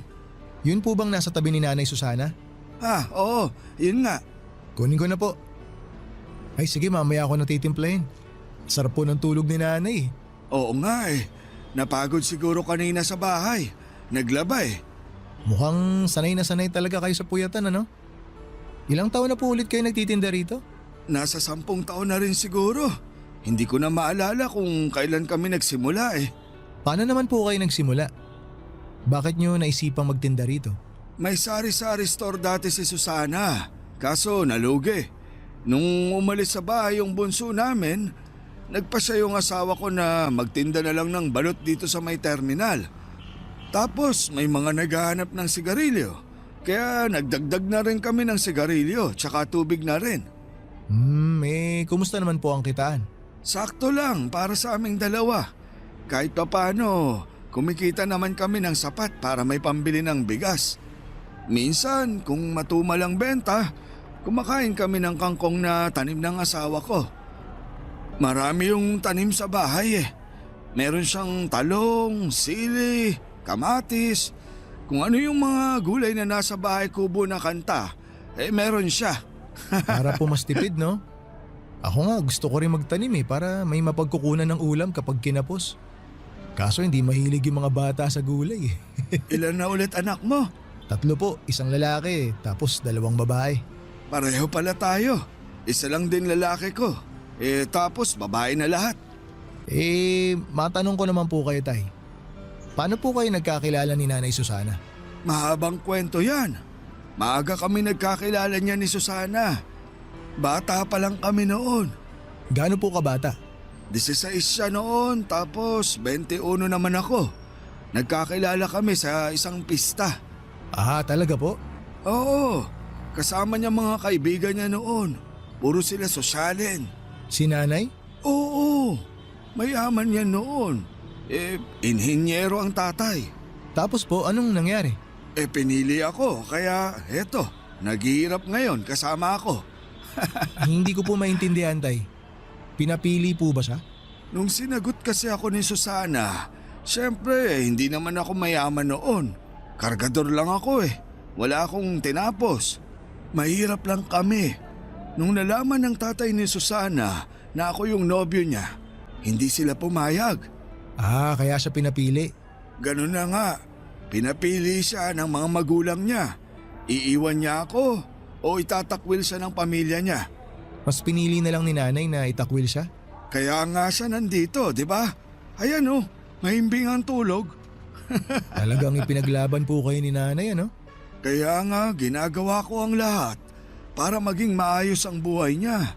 Kahit na naghihirap kami. Lahat ng gusto niya, pinipilit kong ibigay. Kasi alam kong hindi ganito yung buhay na nakagisnan niya. Pero ito pa rin ang pinili niya dahil sa akin. Wala po bang pagsisisi si Nanay Susana sa ginawa niya? Wala siyang sinasabi sa akin pero may mga pagkakataon na ramdam ko na parang nagsisisi siya sa pinili niyang buhay. Minsan nga, nakokonsensya ako Bakit naman po kayo nakokonsensya? Kasi huli na nung napagtanto ko na hindi pala sapat yung pag-ibig lang para magkaroon ng magandang buhay. Hindi sapat na mahal niyo ang isa't isa. Minsan, napapaisip ako.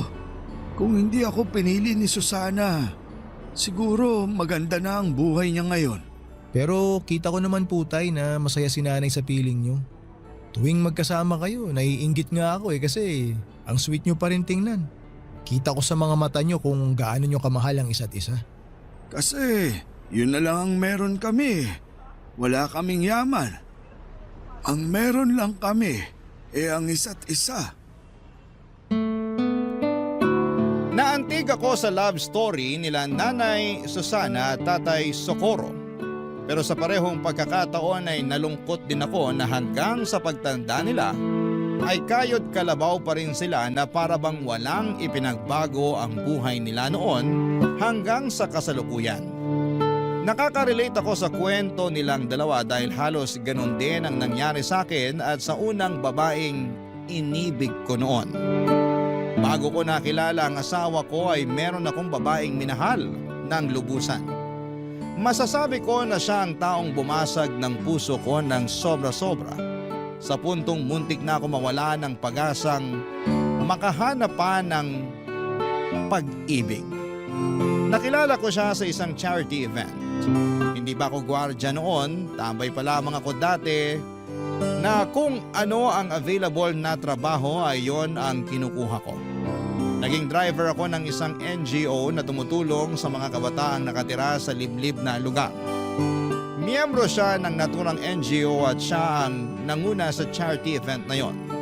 Nasa passenger seat ko siya noon at sa kabaan ng biyahe namin ay doon ko siya nakilala. Simula noon, Papa Dudu, tuwing kailangan nila ng driver ay ako na ang kinokontak nila. Hindi na mabilang ang charity na ginawa namin noon.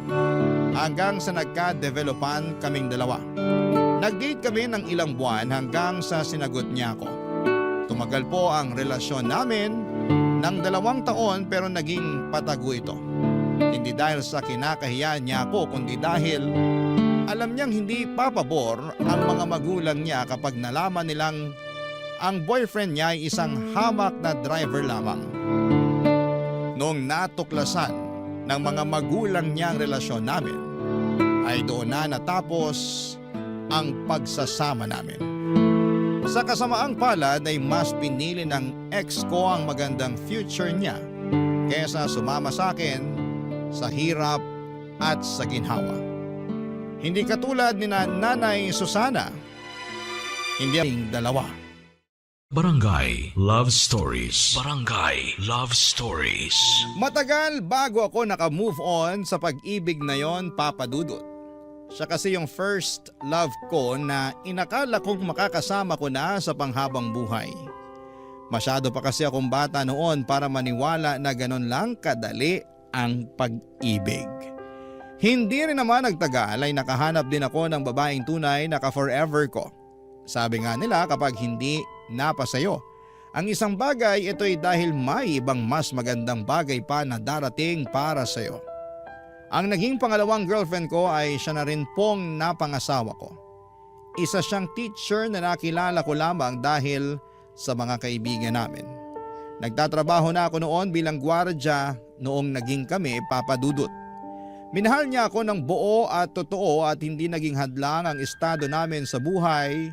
Ngayon ay may 3 na kaming anak at kahit papaano ay nabibigyan naman namin ng maayos at komportableng buhay ang mga anak namin kahit na hindi kami mayaman. Kung ako ang tatanungin ninyo, Papa Dudut, ay wala akong pinagsisisihan sa naging takbo ng love life ko. Totoo na nasaktan ako noong nawala sa akin ang unang babaeng minahal ko pero never ko siyang sinisisi na mas pinili niya ang future niya kesa sa akin. Nakita ko rin kasi na naging maganda naman ang outcome ng pag-iwan niya sa akin.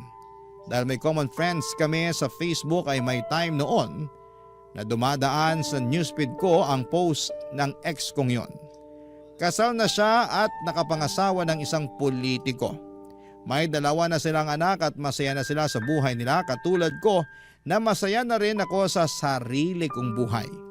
Kaya po natutuwa ako sa kwento ni Nanay Susana at Tatay Socorro dahil pinaglaban talaga nila ang pagmamahala nila. Isang gabi habang tulog si tatay ay isang bagay ang tinanong ko kay Nanay Susana Papadudut.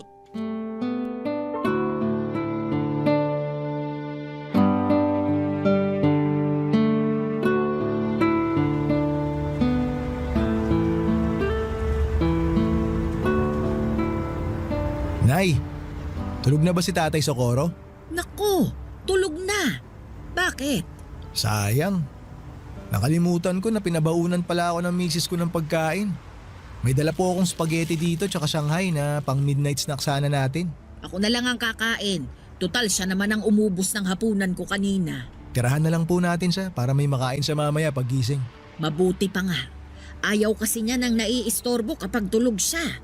Ah, talaga po ba? Oo, siya yung tipo na biruin mo na kapag lasing. Wag lang kapag naistorbo sa tulog. O sige po, tayo na lang po ang magsalo nitong baon ko. Bakit? May handaan ba sa inyo? Birthday po kasi ni Mrs. Nagluto siya ng spaghetti para sa mga bata tapos Shanghai. Ay sabihin mo sa kanya happy birthday ha. Makakarating po. Matagal-tagal na rin akong hindi nakakatikim nito eh. Alam mo, nung bata pa ako, kada kaarawan ko, hindi nawawala itong spaghetti. Favorite ko ito eh. Nabanggit nga po sa akin ng mga nakaraang araw ni tatay na mayaman daw ang pamilya niyo, Nay. Oo, 2 anak lang kasi kami kaya kung ano yung mga gusto namin, ibinibigay talaga ng papa namin. Kahit kailan, hindi po ba talaga kayo hinanap ng mga magulang niyo? Hindi. Hindi ko alam kung sinubukan ba nila akong hanapin. Hindi rin kasi nila alam kung nasaan ako eh. Bakit po hindi nila alam? Kasi nagtanan kami ni Socorro. Walang nakakaalam kung saan kami nagpunta pati mga kaibigan ko. E nung araw na yon, tinalikuran ko lahat-lahat. Ibig niyo pong sabihin, simula noon, hindi niyo pa rin po nakikita ang pamilya niyo? Nagpunta ako sa libing ng nanay ko. Yun na yung huling pagkikita namin. Nakakalungkot naman po yun. Eh yung tatay niyo po? Mas nauna siyang namatay. Hindi ako nakapunta noon kasi wala akong pamasahe. Ipinagdasal ko na lang siya. Pero wala naman po kayong pinagsisisihan sa mga naging desisyon niyo sa buhay, Nay. Kasi maganda na yung buhay niyo noon eh. Ako? Nako, marami akong pinagsisisihan. Tulad po ng ano?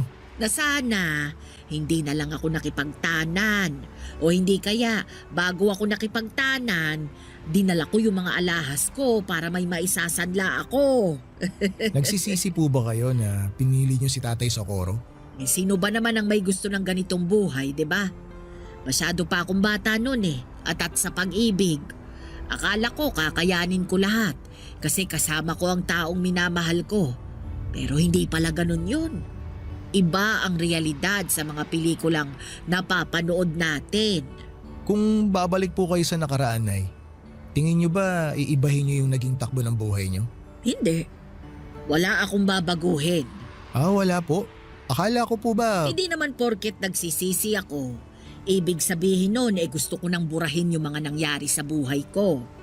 May mga pagsisisi ako, pero wala akong babaguhin. Alam mo kung bakit? Bakit po? Kasi naging masaya ako. Yun yung isang bagay na ayaw kong mawala sa akin. Masaya ako na si Socorro ang napangasawa ko. Masaya ako na nagkaroon kami ng maraming anak.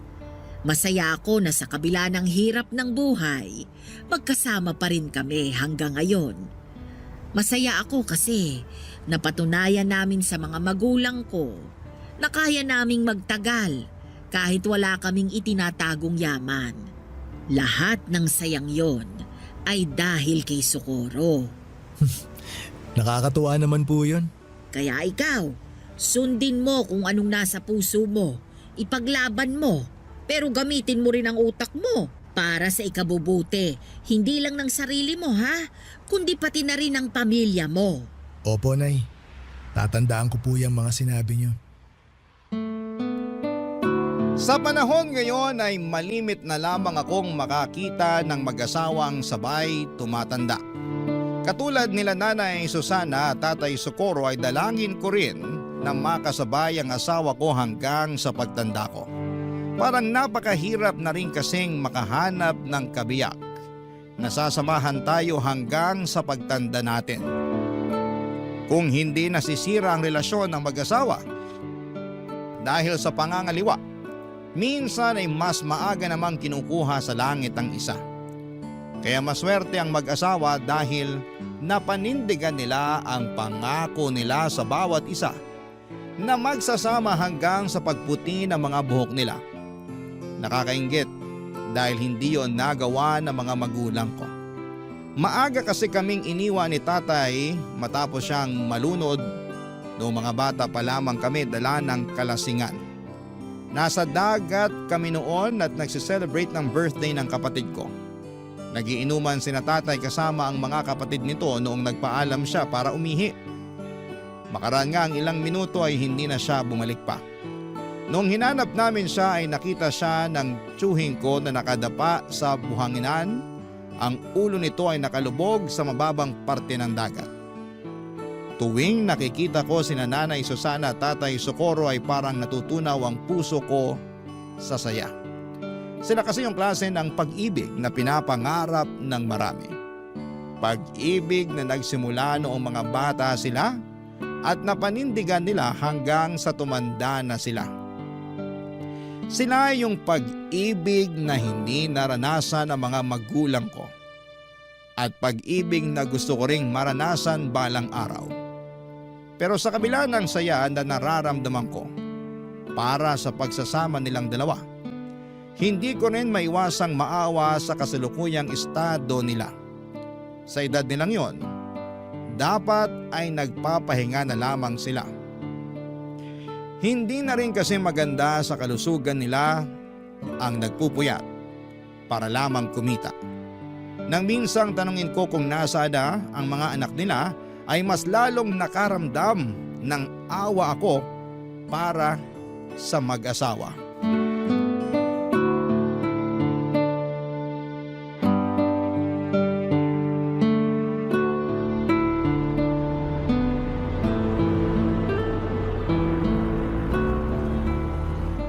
Melo, ano yung pinapanood mo? Tay, kayo po pala. Hali po kayo rito. Maganda tong pinapanood ko. Bagong upload lang. Si Eddie Garcia ba yan? Opo. Tabi nga tayo.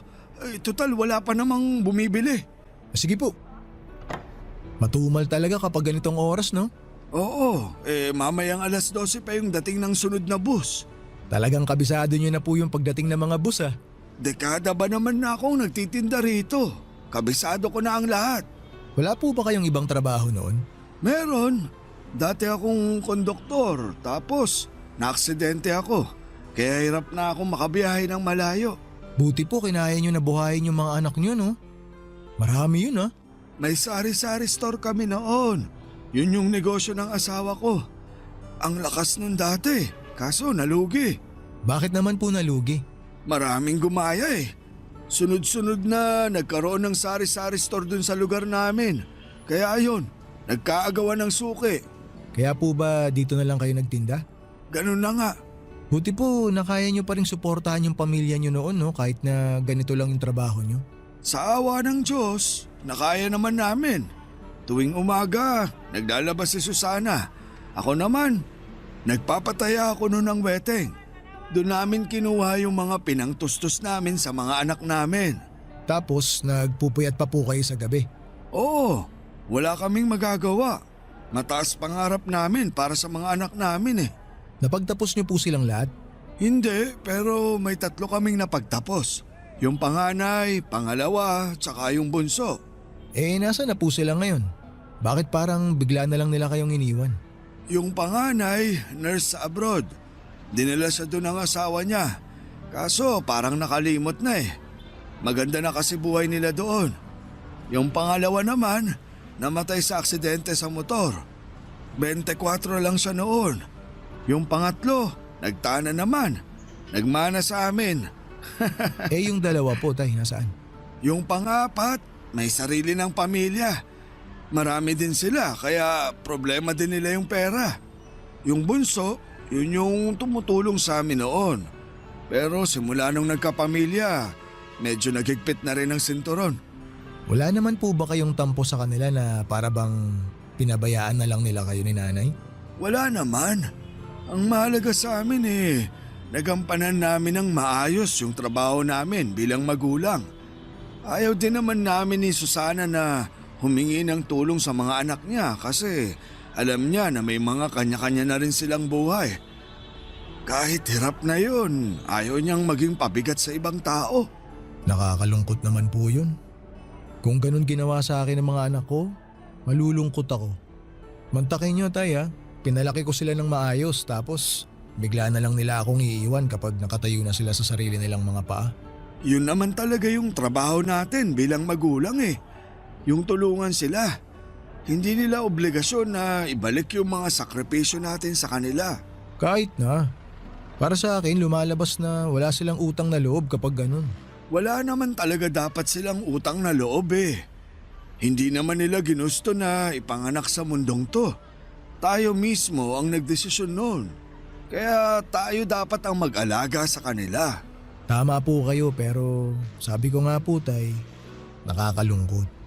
Hindi rin naman siguro mahirap para sa anak na magbalik ng utang na loob sa magulang Sa tingin ko parang obligasyon ng anak yun. Hayaan mo na sila.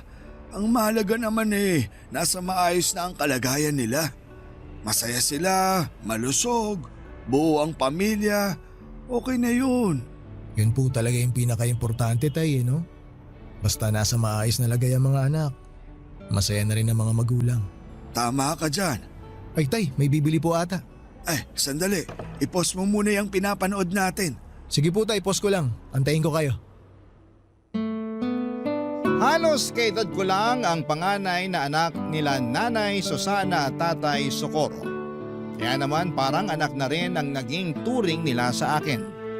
Dahil hindi na nila nakakasama ang mga anak nila ay sa akin na lamang nila ibinubuhos ang pag-aalaga na hindi na nawala sa ugali nila simula noong naging magulang sila. Ganon talaga siguro kapag naging magulang na. Likas na sa amin ang alagaan at bantayan ang mga taong halos kaedad lang ng mga anak namin. Sa mga sumunod pang 8 taon ay naging katulong na ako nila Tatay Socorro sa pagtitinda. Kapag inuulan sila ng customer ay tumutulong ako sa pagbibigay ng mga sukli. Lalo na't noong mga panahong yun ay medyo mahina na rin ang paningin nilang mag-asawa. Sa sobrang pagiging malapit ko sa kanila ay dinadalhan pa nila ako ng hapunan para makasabay ko silang kumain bago sila magtinda. Papa Dudut, marami ang naitulong ng mag-asawa sa buhay ko. Bukod sa mga nakakasama at nakakausap ako or nakakausap ko sila sa pagbabantay buong magdamag ay sila na rin ang naging karamay ko noong namatay ang nanay ko. Kung hindi dahil sa kanila ay mag-isa kong haharapin ang kalungkutan gabi-gabi habang nasa trabaho ko. Pero dahil sila ang nakakasama ko tuwing nasa trabaho ako ay nabawasan ang lumbay na nararamdaman ko kahit papaano. Sila nanay at tatay ang tumulong sa akin para maayos ko ang problema naming mag-asawa noong nagkaroon kami ng matinding awayan.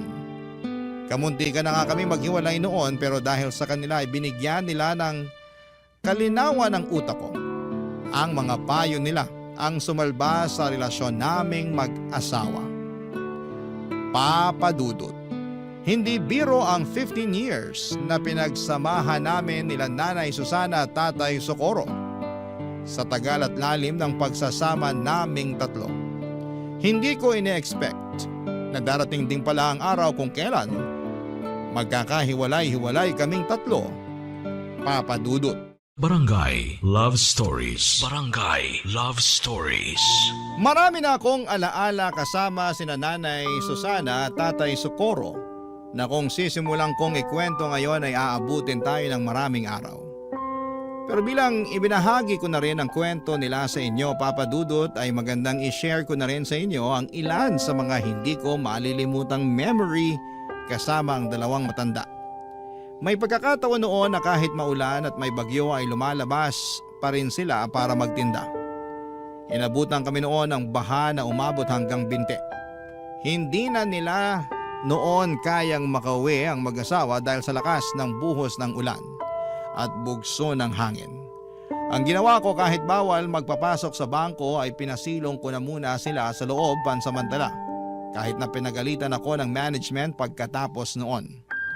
In-invite ko rin sila noon na nang nagdebu ang panganay ko. Sobrang saya nila Nanay Susana noon dahil marami silang pagkaing na i-take home. Palabirong tao si Nanay at kahit na marami silang problemang pinagdaraanan, ay lagi pa rin siyang humahagalpak sa tawa maski na sa mga maliliit at simpleng biro lamang. Kapag naman bored si Tatay Socorro ay tumatabi siya sa pwesto ko para samahan ako sa panonood ng pelikulang pinapanood ko. Kapag may bibili ay nagmamadali siyang magtinda para wala siyang makaligtaan sa pinapanood namin. Karaniwan ay mga 90s action films ang pinapanood namin. Marami pa kaming masasayang alaala at ilan lamang yon sa kaya kong ibahagi ngayon. Papa Dudo, taong 2023 ay doon na po nagbago ang lahat. Ilang linggong hindi nagtinda ang mag-asawa. Akala ko noon ay hindi sila nagtinda dahil maulan lamang noon, pero sa isang gabi mag-isa lang na dumating si Tatay Socorro sa dati nilang pwesto.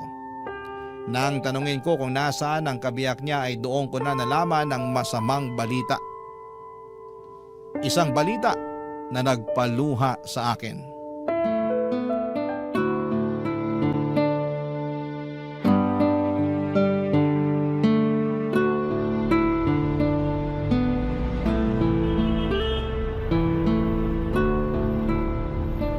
Tay Socorro, kumusta na po kayo? Ilang linggo rin kayo nawala ni Nanay Susana ha? Mabuti naman ako, Melo. Hindi niyo po ata kasama si Nanay ngayon, Tay. Nasa ospital siya ngayon. Ha? Bakit po? Anong nangyari kay Nanay? Di ba matagal na siyang inuubo? Opo, binilhan ko pa nga po siya ng gamot para mawala yung ubo niya eh. Ayun, mas lumala yung ubo niya. Nung nagsuka na siya ng dugo, itinakbo na namin siya sa ospital. Hala, akala ko ubot sipon lang meron si Nanay. Malala na pala. Kaya nga eh, medyo nahirapan na rin kasi siya sa paghinga kaya natakot na kami. Yung bunso ko ang nagsabi na itakbo na siya sa ospital. Eh, kumusta na po si Nanay ngayon? Nasa ospital pa rin siya. Mukhang matatagalan pa bago siya makabalik sa pagtitinda. Ano po bang sakit niya? Alam niyo na po ba? May cancer si Susana, Melo. Ho? Ay, ano pong klaseng cancer? Lung cancer daw. Hindi ko nga alam kung paano niya nakuha yun eh. Akala namin, yung mga nagkaka-cancer lang sa baga yung mga naninigarilyo. Oo nga, hindi naman nag-iossi si Nanay ah. Pero nakakalanghap pa rin daw siya ng usok mula sa mga nagsisindi. Yun daw yung rason. Hala, paano na ngayon yan, Tay? Kaya nga ako nawala ng ilang linggo kasi nagbantay ako sa ospital. Eh, bakit nandito po kayo ngayon? Nakiusap na lang muna ako sa mga anak ko na sila na muna yung magbantay sa nanay nila. Di ko kayang nakikita si Susana na nahihirapan eh. Nasasaktan ako. Ay, kawawa naman si Nanay. Di bale, mukhang madidischarge na siya bukas. Stable naman na raw yung lagay ni Susana eh. Kaso nga lang, kailangan pa rin niyang bumalik sa ospital para sa treatment niya. Yun ang mahirap, Tay, yung treatment. Sobrang tapang ng mga gamot para sa cancer eh. Sana kayanin ni Nanay. May kaibigan din kasi ako na nagka-breast cancer. Nakwento niya sa akin kung gaano kahirap magpa-chemotherapy. Pinapatay daw nun yung cancer cells sa katawan eh, pero para na rin daw siyang pinapatay tuwing nagpapakimo siya. Sobrang lala daw ng side effects eh. Yun na nga yung ikinakatakot ko eh. Nabanggit din niya ng doktor sa amin. Pero ang assessment nila, malakas pa naman raw si Susana. Kaya kakayanin pa rin daw naman niya yung side effects na sinasabi mo. Pero sinabi rin niya sa amin na hindi raw matatanggal ng chemo yung sakit niya. Mapapahaba lang daw nito yung buhay niya. Ay, bakit naman daw po? Hindi ko alam. Siguro dahil sa edad niya. Sabi ng anak ko, baka raw hindi kayanin ni Susana yung mga gamot. Pero kahit ganon, gusto nilang ilaban yung buhay ng nanay nila. Kahit pala papano, nag-aalala rin sila sa nanay nila. Nakakatuwa naman. Sabi ko naman sa'yo, hindi man namin laging nakikita ang mga anak namin. Alam kong handa silang tulungan kami kapag nangailangan kami. At least mapapanatag na ako na hindi kayo nag-iisa. Nandyan pa rin yung mga anak nyo. Kumusta po ngayon ang kalagayan ni Nanay Susana? Ayun, medyo mahina pa rin ang katawan. Ewan ko nga simula nung tinurukan nila ng kung ano-anong gamot, mas lalo siyang nanghina Hayaan nyo po, Tay. Ipapanalangin ko po na gumaling agad si Nanay. Salamat, Melo. Yun na lang talaga ang kaya nating gawin ngayon. Ipagpasa Diyos ko na lang ang lahat. Huwag po kayong mag-alala. Fighter si Nanay. Alam ko nalalabanan niya yung sakit niya. Sana nga. Hindi pa ako handang mawala siya Tulungan ko na po kayo sa pag-aayos dyan. Salamat. Ilagay muna natin tong payong ha. Sige po. Kailanman ay hindi ko nakita si Nanay Susana na nagsindi ng sigarilyo. Hindi siya nagbibisyo pero dahil gabi-gabi siyang nakakalanghap ng usok mula sa mga parokyano nila, ay nadali ang baga ni Nanay. Doon lang nila nalaman na kahit na hindi pala naninigarilyo ang isang tao ay pwede pa rin itong tamaan ng komplikasyon sa baga na dulot ng usok nito. Ang tawag doon, Papa Dudut, ay second-hand smoking. Sa katunayan, mas malala pa nga daw ang epekto ng second-hand smoking sa iba kesa sa mismong tao na humihit-hit nito. Noong nalaman nilang may cancer si Nanay Susana ay nagtulong-tulong ang mga anak niya para maipagamot siya. Kaso nga lang ay mahal ang mga treatment na kinakailangan ni Nanay, lalo na't late stage na ang sakit niya. Sa mga unang buwan ay nagawan pa nila ng paraan ng mga gastos sa ospital. Pero kalaunan ay nawalan din sila ng mapanghuhugutan. At para hindi mahirapan ang kanyang pamilya, si Nanay Susana na mismo ang nagdesisyon na huwag nang ituloy ang treatment niya. Masyado na raw siyang matanda para ipaglaban pa ang buhay niya. Isa pa ay hindi na raw nito kinakaya ang mga side effect ng treatment niya. Tanggap na niya na hanggang doon na lamang ang buhay niya. Kaya mas pinili na lamang niyang maghirap ng mag-isa kaysa idamay pa ang pamilya niya. Nakakalungkot na parang sumuko na lamang si Nanay Susana sa buhay pero naiintindihan ko kung bakit mas pinili niyang tumigil na lamang sa pagpapagamot. Mahirap kasing lumaban kung ikaw mismo ay walang pera para ipaglaban ang sarili mong buhay. Gusto ko mang makatulong noon ay wala naman akong ekstrang pera na maipapahiram sa mag-asawa dahil maging ako ay sapat lang ang kinikita para sa sarili kong pamilya. Tanging panalangin na lamang noon ang naitulong ko para kay Nanay Susana.